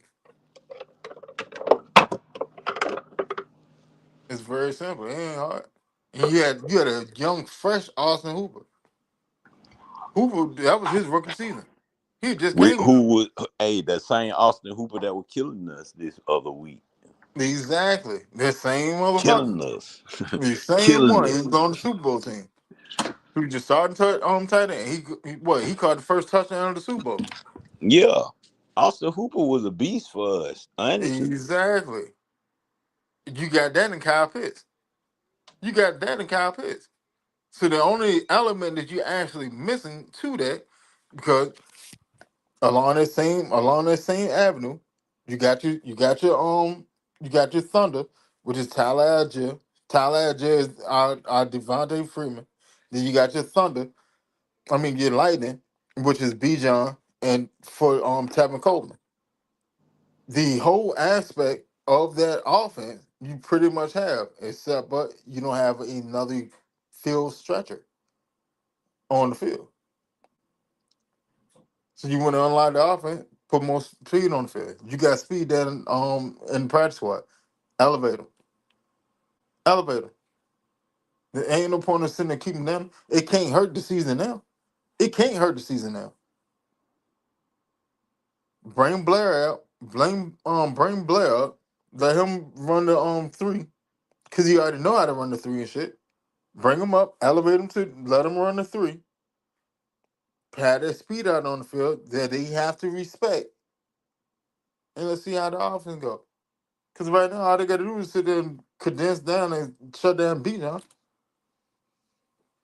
That's all defense is doing now. We literally just shut down Bijan, and they shut down Bijan and letting Drake London do whatever he want to do. And see, But that's the play calling itself is so inconsistent that even though when Drake London go off for a big game, we still lose because the play calling doesn't complement what he's doing. yeah, and that's what I'm saying. He he don't know how to feature anyone else. That's the bigger issue. Two, you got I don't think it's starting to feel like you don't like nobody outside of that. But in the same token, it seems like you're not even right Mooney in the play design right now.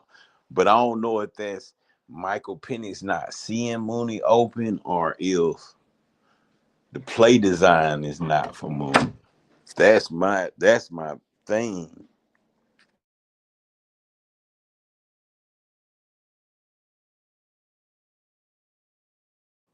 At this point, it just is lazy and competent. I'm sorry.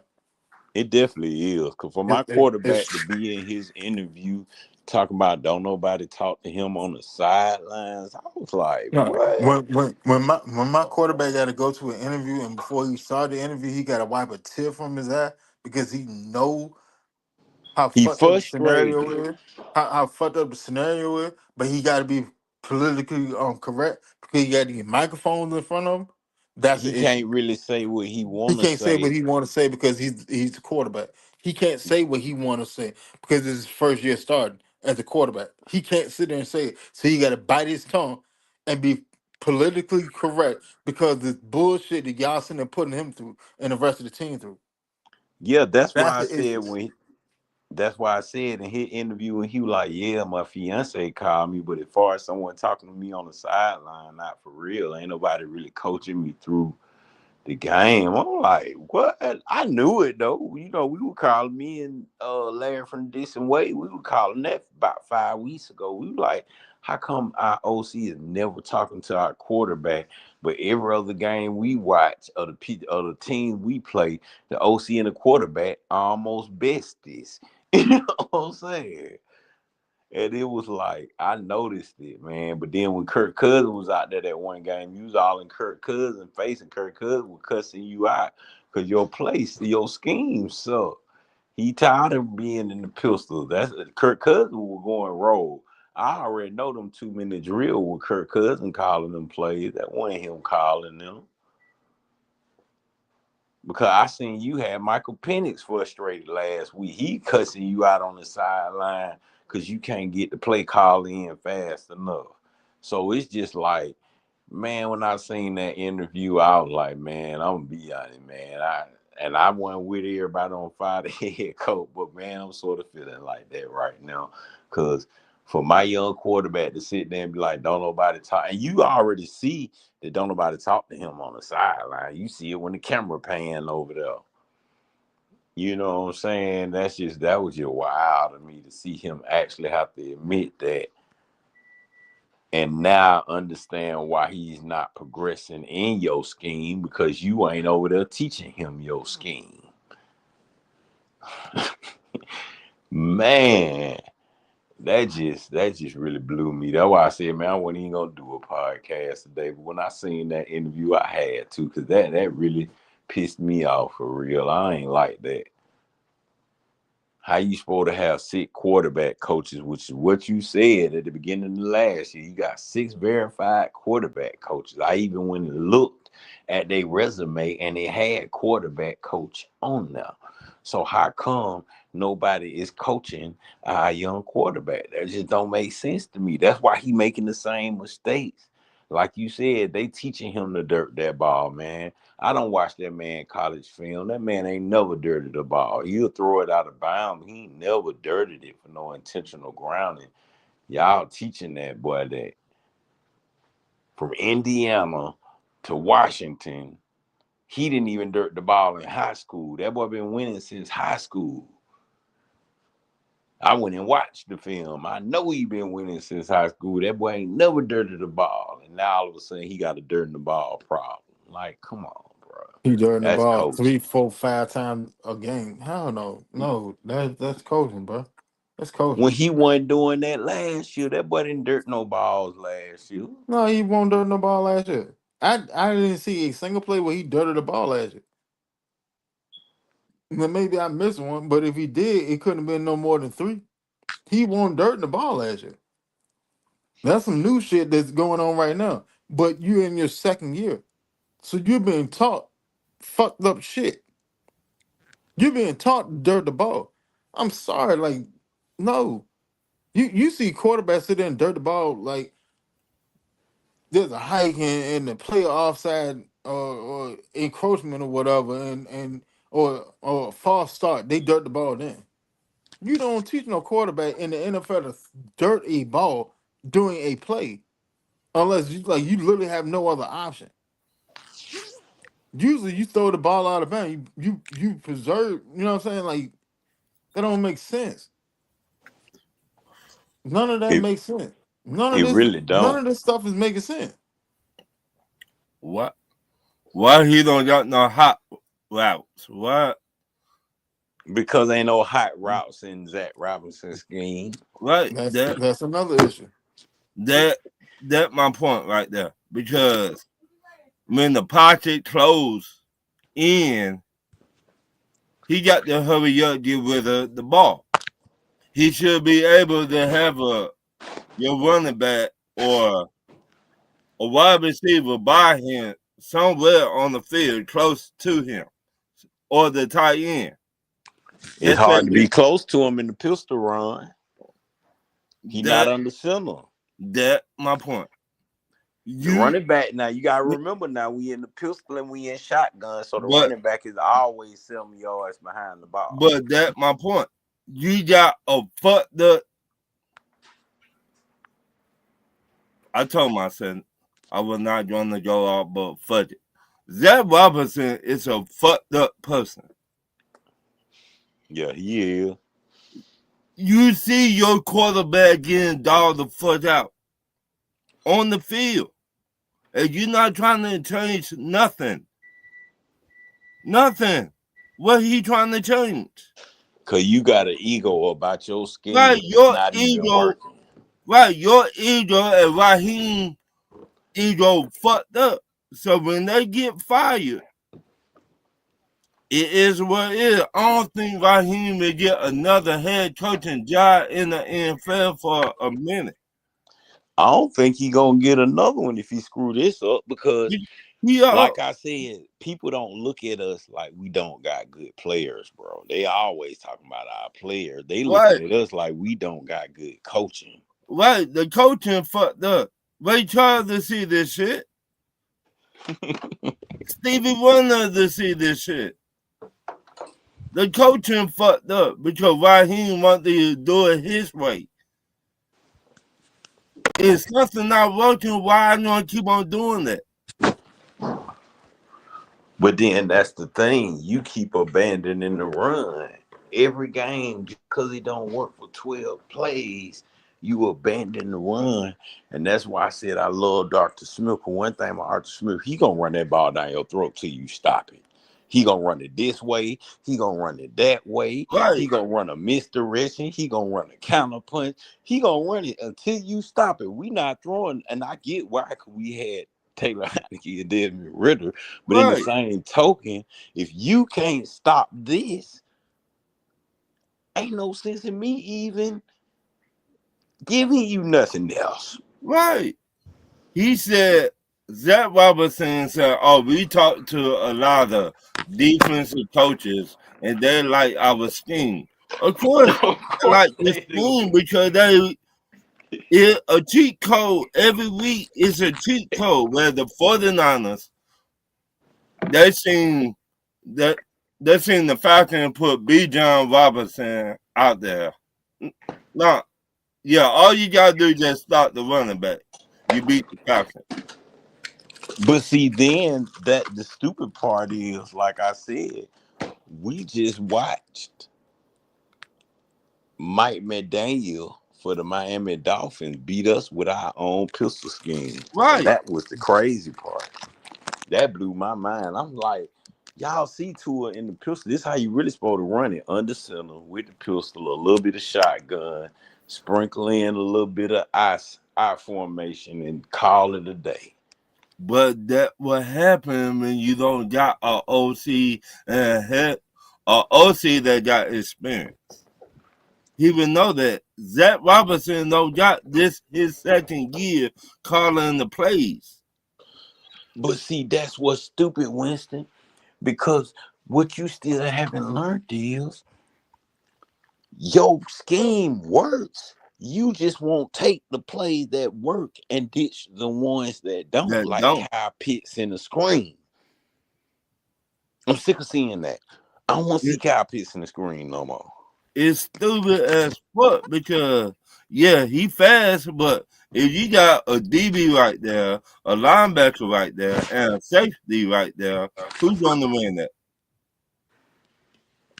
But see, then that's the point. Yeah, he may be fast, but he got long speed. He not quick. You need a Bijan shifty quick. I'd rather run a Cordero Hodge right there. Just being But honest. But once again, you got OCs on the on this staff that don't know what the fuck going on. Chris That's Blood should crazy. have been a long time ago. And I mean, that is just straight out crazy to me. Chris Blood showed the fuck out in preseason. Preseason. But see, that's also what I was saying too, Ron. Every time the defense got in man in preseason, who beat the man coverage in preseason? Chris Blood. But once again, you got OCs that don't know if they coming and going on this staff. If Mike McDaniels or if the head coach just got fired from the Giants, I would go get him. Why? Because he had Josh Allen get to the MVP. Everybody don't think about that. He helped Josh Allen to get where Josh Allen at right now. Man, the motherfucker that's with the New York Jets that they just, I mean Giants that they just fired. That's who I'm talking about. That's what Brian I'm Dable. saying. He Brian built Dable. he built the team, and they basically said fuck him. Right. He ain't do nothing wrong. They were winning. They started. He just lost a game He when they lost key were up by pieces. 10. He lost key pieces. You lost your number one wide receiver. Then Come you on. lost your running back, Come on. Scatterbull, that were bucking, doing his thing this year. It was a whole different. It was a whole different Whole energy different when Scatterboo started. energy. Right. Entirely different. When him and Jackson Dart got out there, it was entirely different energy. Right. Now we see Jackson Dart getting concussions. We see Jackson Dart not making the week. Well, you took the number one wide receiver away from this man. He out for the season. Scatterbo just got injured, what, two weeks ago or 3 weeks ago. So, yeah, he's going to make the quarterback look fucked up now. But see, that's the thing. That's why I said if Raheem don't shape up here, I don't see you going nowhere else because Brian DeBall didn't do nothing. He actually built the team by letting go of, not letting go of, but benching Russell Wilson for Jackson Dart. And you see how that turned out for you. Right. And then once he got your team rolling, like Winston said, Jackson Dart and Cam Scatterboo weren't even playing when they were playing in the beginning. So it like, of course, you gonna look fucked up now. You just fired your head coach. If I'm Arthur Blank, I'll be on the phone with him right now. The head coach or the Giants. Hey, dog, I need for you to be my OC next year. What's up? What will it cost me for I to get you down here in the ATL?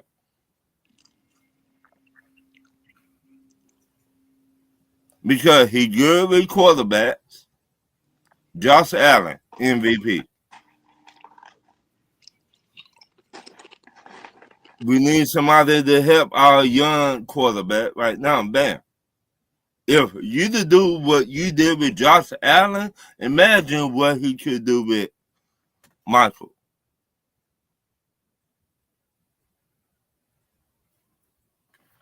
That's simple.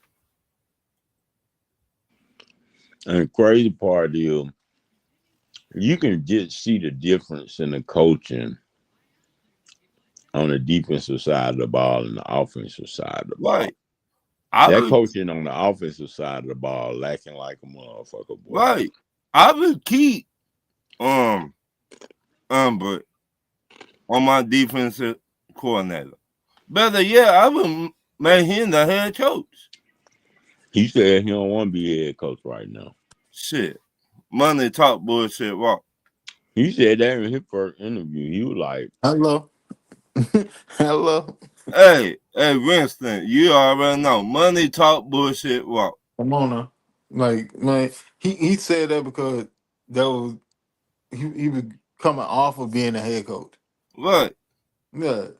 If he done had a whole season, if this defense steady perform the way it does, we ain't gonna be the only team that sit there go at him as for being their head coach. Yeah, man, fuck that. He said that shit months ago. But when this season end and we still be on the same trajectory that we on, oh, better bet it. Like somebody gonna hire him as head coach. You literally sit there and took what 27th ranked defense from last season. You had it all the way as high as the number one, had it at number 2, and we still the top 10 with the number 1 pass defense. And what we 5th in the league in sacks when we've been 32nd in the league in sacks for who knows how many years. Come on, man. No, like it's the same thing like Ryan Nielsen. But Ryan Nielsen just was a dumbass that made a lateral move. He could have moved up the head coach. and see, that's why I was saying Auburn's not gonna do that. Either nah, Auburn but gonna see, stay here. Oh, go ahead. nah, that's why I was saying at first I would more so like get rid of Zach Robinson and just bring in a OC because I was more concerned about losing Ulbrich in this process. You see what I'm saying? Because I did hear him literally say out of his mouth, like, man, because he said the reason why, because he had to take his hands off the defense, and the defense was his baby. So I sort of understood that to a certain degree. Not saying he wouldn't take it, but that's why I was more so like keep Raheem because Ulbrich really don't want the position. Hell, Jerry Gray don't want the position. Not for real.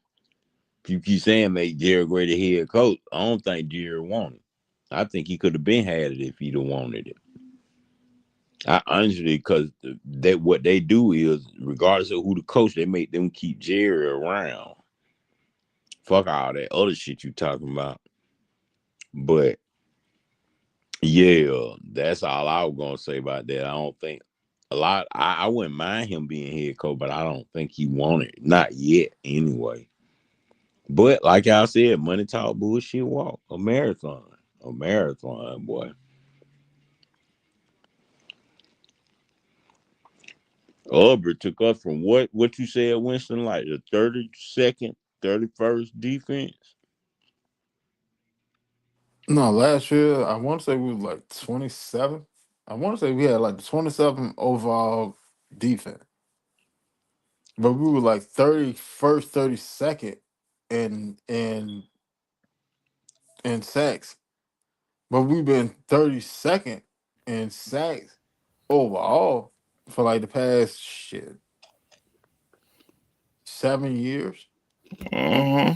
Like for like the past 7 years, our total amount of sacks have been less than every NFL team over the same span, and I'm talking about like by a significant amount. Right now, we literally we're 3 sacks off of being second in the league in sacks. And those young players, they playing for him. And here's another caveat: the teams ahead of us, I don't think they even had their bye game yet. So technically, we're the number 2 rated sack defense because Denver just got everybody by like a wide margin. Denver already got Mm-hmm. like they got like 48 sacks already. Like Denver, Denver the just smoked Colts, shit. Denver, Philly. yeah, but you see the Colts is only 3 sacks ahead of us, but they haven't had their bye week yet. What? I don't think the Colts had their bye week yet. Philly haven't had their bye week yet. No, matter of fact, Philly just had their bye week. So yeah, like we're rounding like the statistics of the games and stuff is starting to round out in the form because now all the rest of the teams are starting to have their bye week. That's the thing about having an early bye. Like your statistics are sort of skewed because you're a game behind everybody. See what I'm So saying? I be key defensive coordinator, man, him the head Right. coach. There's no way I would let Jeff Albert walk out of this door. All right, what's your ticket? What you need? How much money you need? You need this? All right. How much control you need? You need that? Okay. All right, You But cool. I need ain't a new, You you sure I you ain't need a don't gonna want lie, new to do that? house. I hate that early bye week now. That looking at how our team look with these injuries. Me too. Me too. Like I prefer like a week 11 bye week. To me, like that's like the perfect bye week. Week 11, week 12. Shit, I would tell Jeff, what, you need a new house? Yeah, what you need? What you need? Yeah, what you need? Like How you what want? makes you happy? What? Oh, you want your kid vote for us? What do you need? Yeah, that's cool. Yeah, What? you want to be a water boy? That's cool. What? You want him to work in Lunchroom? the What? in the management department. Oh, that's cool. What? Yeah, that's cool. He can So, go be a Jersey boy and shit. Yeah, that's what? cool. So, the man said, money talk bullshit walk. If I'm Arthur Blank, Raheem, soon of the last name, you don't play her. And Zach Robinson. Give me your key card, give me everything you got. Y'all to walk out together. I don't give a fuck.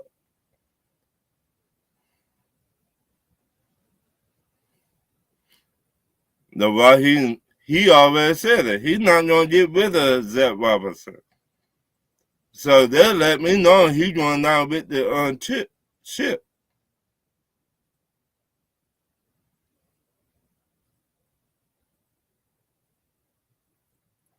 That's why I wish our organization was structured sometimes like a regular NFL organization where Terry could. Like I know Terry want to get rid of his ass. Right. But once again, you got Rich McKay. That nigga get rid of him. He been here for so many years. They buddy. He buddy with Arthur Blank. But then another thing is too, you can't really fire a motherfucker like Rich McKay because if you fire him, he ain't gonna do nothing but get a higher position than what he got with you. I'll tell you about. No, he not with us. I don't care. But see, in business, it's funny because in business sometimes people can fail upwards. Right. But why would I put people around me that don't know shit about the game? Because you know Rich McKay is in line to run the whole NFL after Roger Goodell. Okay. Well, young, bye. Go on vacation. Not that's why he keep him around. That's one reason he keep him around too. But But when then, I said I will not let him in the building. but see, I've been sending him on a vacation. that's the thing. One thing I know about older people is once you hit a certain age, your friends is your friends, your advisor Right. is your advisor. So, But once again, if you not bringing nothing to the table like he did with Tampa Bay, why you still here? now he here for the business side, but I get what you saying. Why is he still in football operation? Operations.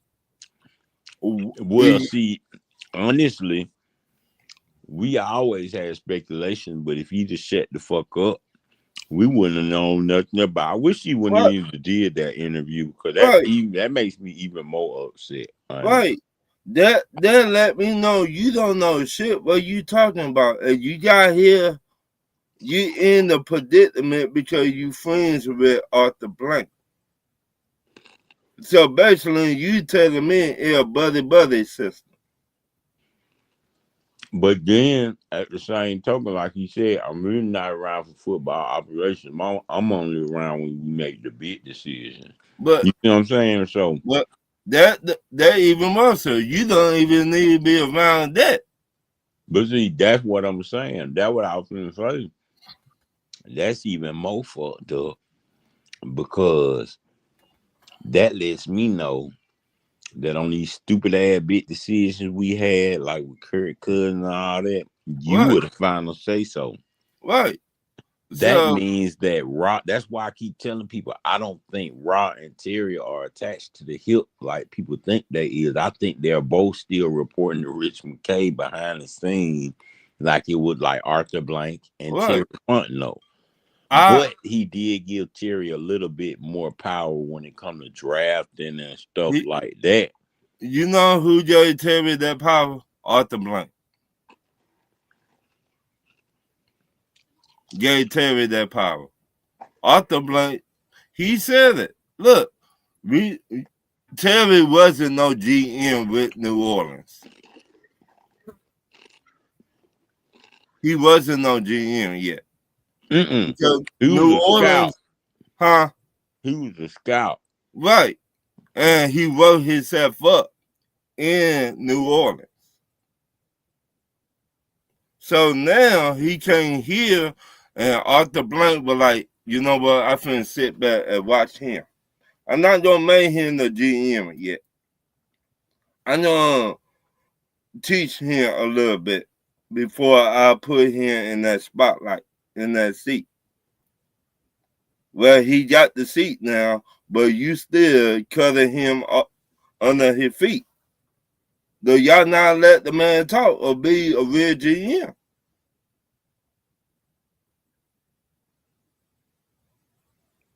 Because I promise you, I think Zach Robinson would be gone if we were structured like that.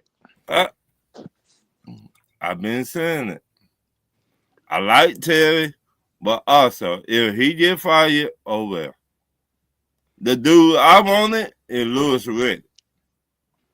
Lewis Riddick know his shit. Lewis Riddick been in that GM spot. Lewis Riddick don't play the video game with nobody. He tell you how it is.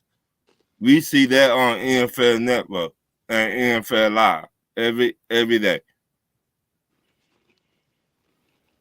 Shit, I remember Lewis Riddick called Matt Ryan out.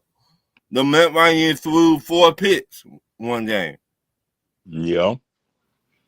And Lewis Riddick was talking about it during the game.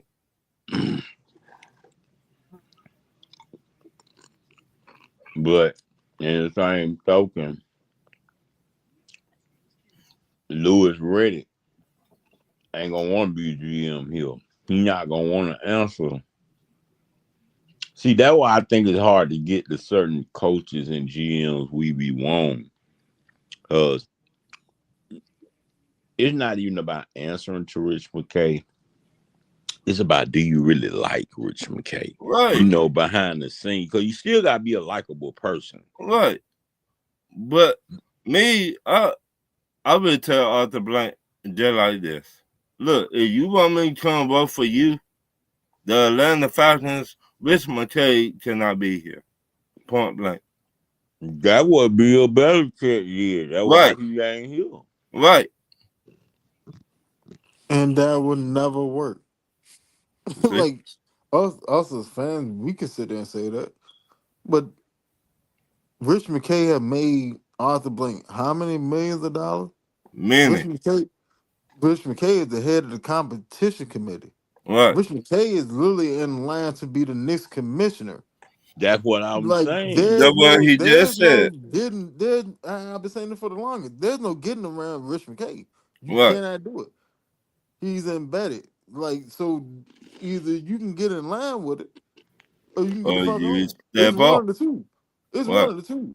But that type of But see, ultimatum, when you my trying to thing get is, in the house, hell no. No, sir. Now, I just wish you to if shut the somebody fuck up. like if Raheem came in here and Raheem won a Super Bowl last year and he turned around and he won a Super Bowl this year and we in perfect position to go win another Super Bowl next year, all right, you might be able to broach the subject. But again, you still wouldn't have had no leg to stand up because Rich McKay was still in the same position that he was in and he won a Super Bowl with him. Right. So you But can't get around Rich McKay. Rich McKay, but when Rich McKay ready to leave Atlanta, that's when Rich McKay would leave Atlanta. Until then, it don't matter what you say, what Arthur Blank say, what Arthur Blank children sit there and say, none of that shit. None of that shit would change Rich McKay in the position that he's in Atlanta. That's a Right. dub. He's official. nah. But see, that's what I That was. man official like the original Chick-fil-A. But see, that's what I was saying, Winston. We already speculated that you was. We just wish you shut the fuck up about it. Right. Because you keep reminding us how fucked up our organization is. Right. Rich McKay. If you hadn't did that interview, we'd be fine. We wouldn't even be talking about you. Right. You heard me say this many times. It started at the top. Oh yeah, Winston In the said that NFL. earlier. Right. It started at the top. I don't care what team you on.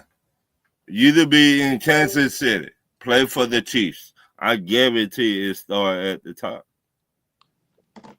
You to play for Pittsburgh. I guarantee it started at the top. You to play for Seattle. It started at the top. Philly started at the top. If your front office not all together, it will trickle down to the team.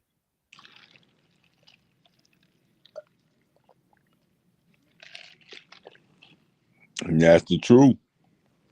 Everybody don't realize that.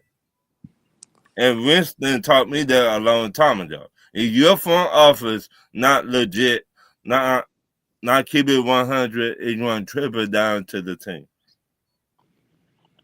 That's why you see that lady out there taking notes. Right. She Yeah, wants to, the exactly. coach. She But wants to know everything about that team. look at the coach though. Look at the coach. Right. Like it's a trickle effect. It's like all three of us we men. As men in a relationship home structure, we are tasked with being the leader of the home. Right. If we don't lead the home right, then what happened? Everything else will fall off. Okay, it's the same shit.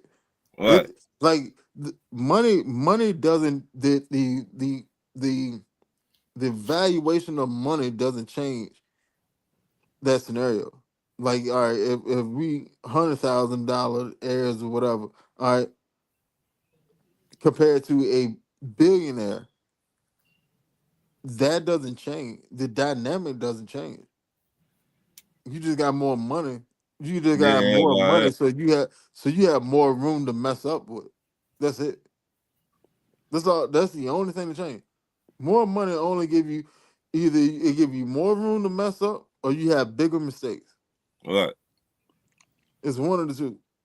So, And like with us having a big multi-billion dollar team, your mistakes is you sit and go get bad coaches and you go and go get bad quarterbacks and you setting your franchise back years.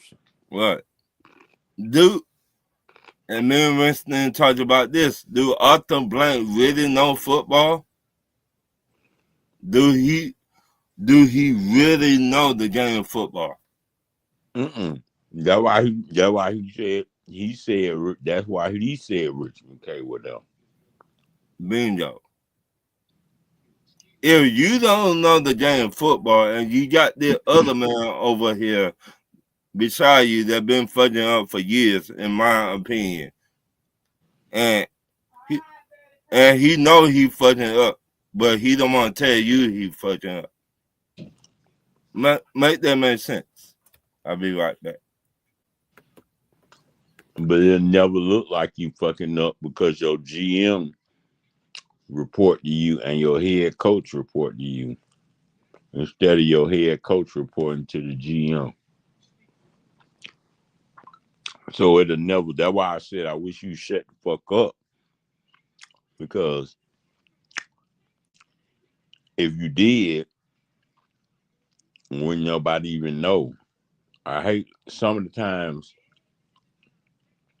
Sometimes you can't over share information, especially to people who already don't want you in the organization anyway, because they feel like you the biggest issue in the organization.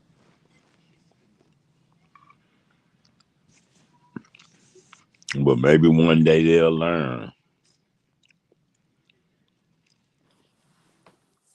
No, like when you become comfortable,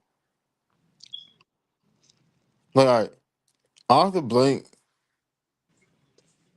greatest and worst asset to this organization is he cares too much, and he cares in two different ways. He cared. He cares because he loves the Falcon. That's his baby. He loves the Falcon, but he's a businessman, and he care about the business.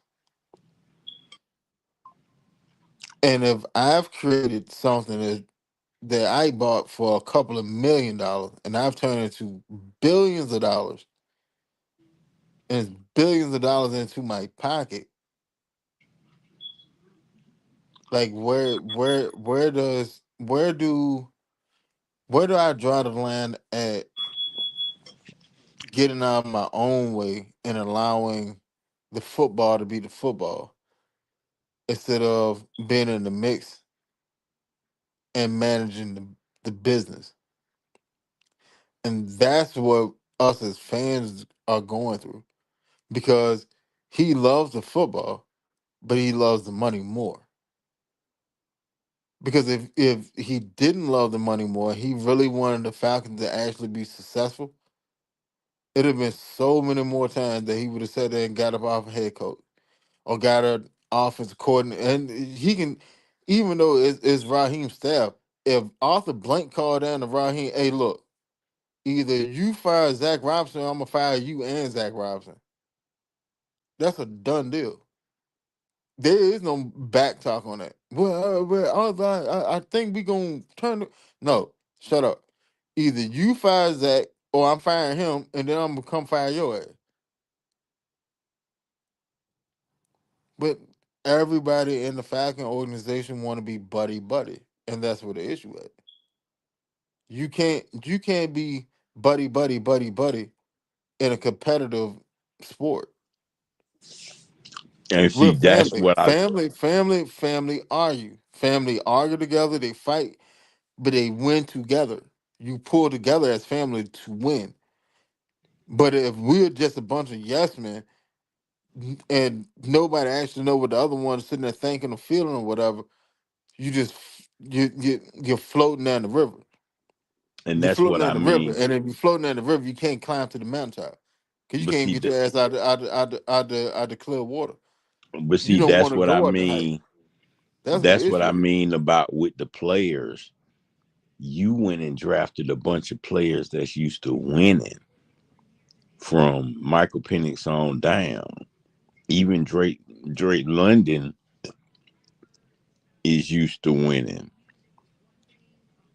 You went and got players from winning organizations. You didn't just go get some nobodies this time because a lot of times y'all went and just got a bunch of nobodies. We didn't even know who the fuck y'all went and drafted. You know what I'm saying?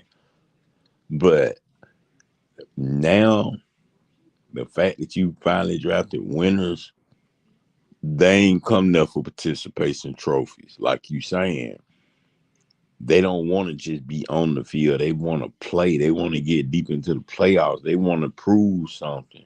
And you killing their drive with that bullshit right now.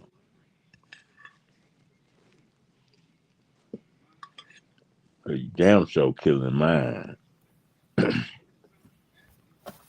No, like you can't go like I get it that you want to change the culture, so you go get players from winning organization as you should. Every team should have players. If you really serious about winning, you have to go get players from winning organization because they gonna see things that players that are just athletes are not gonna see. I could Right. be an athlete. I could be an athlete at a sorry ass school and y'all just family because I would me individually I was just that good. That doesn't mean that I have winning habits.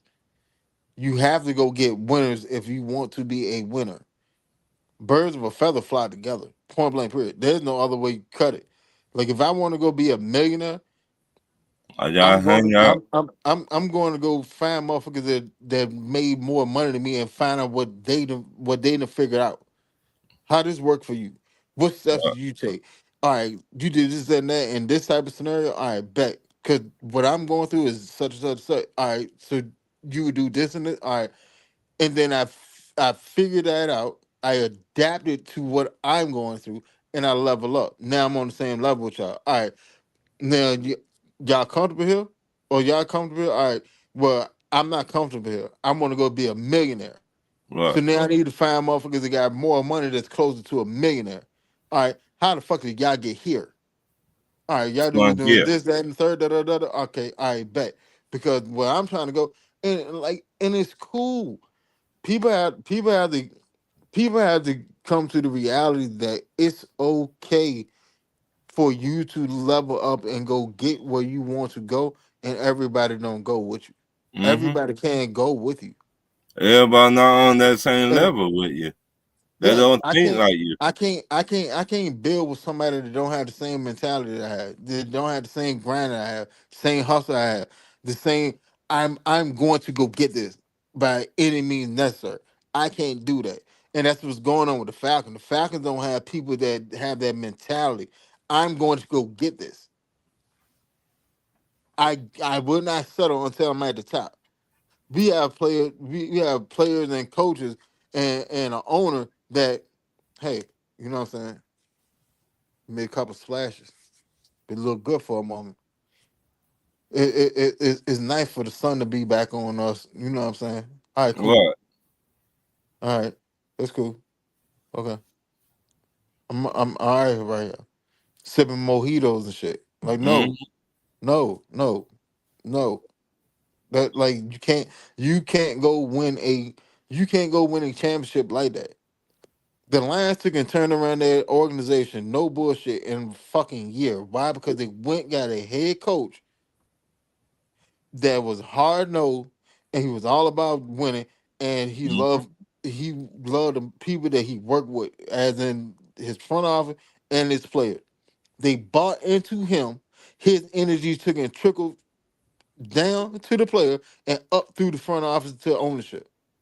Let And everybody now the playing. Lions is one of the hottest teams in the Mm-hmm. league in the span of what, 3-4 years. Mm-hmm. Like, come on, man. Like, it's not rocket science. You just But got to go get the right person.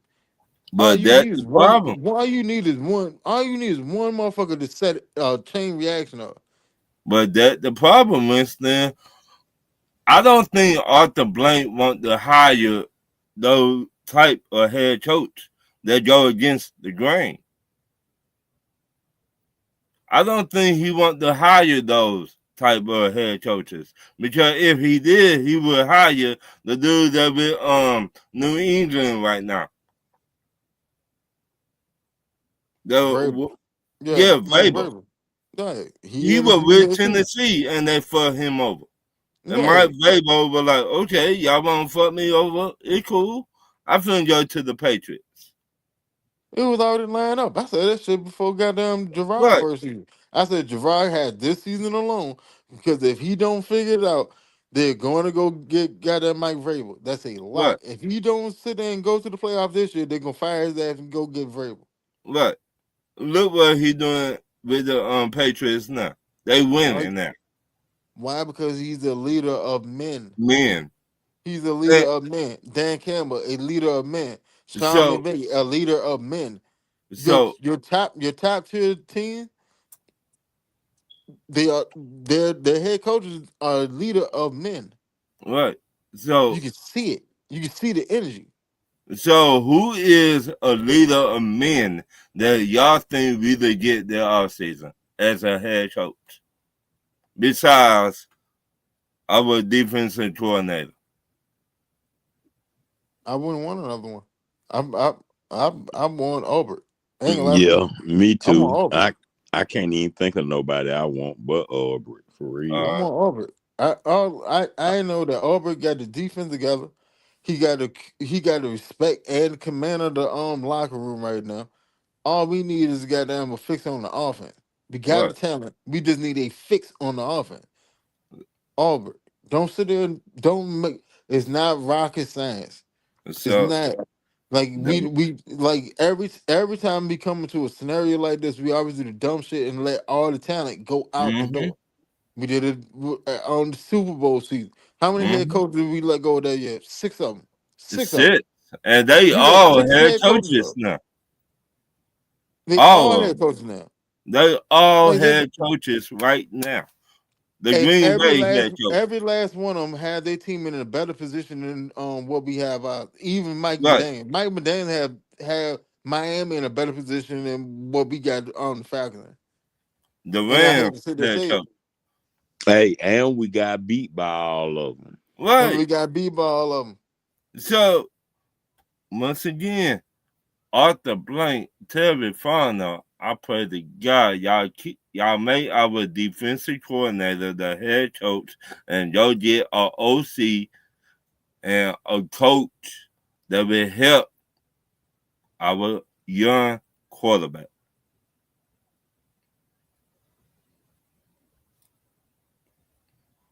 But that's all I got. I'll talk to y'all later. Y'all be easy. Yeah, man, I'm about to cut a by real quick too. I need to All take me a right. nap for the show. For the show. Yeah, Yeah. Yeah, we've been on 3 hours, man. We just had to go on and get that out the way. Cause after seeing that video, that's just wild to really find out. But yeah, Winston, tell everybody where they can find you. Yeah. It's Winston on one half of the eye test. Catch us on Facebook. We got two groups. Our main group, we finally got over to private. I moved to public. So both our groups is public. Um, we got a page, but I'm gonna start dropping content on there soon. I just got to find the time to sit there and do all the research to make posts and stuff. But catch us tonight and every Wednesday night on YouTube at the eye test. Start at 10 p.m. Uh, goes to who know how long. Usually two a.m. or longer. We start off with fact and content.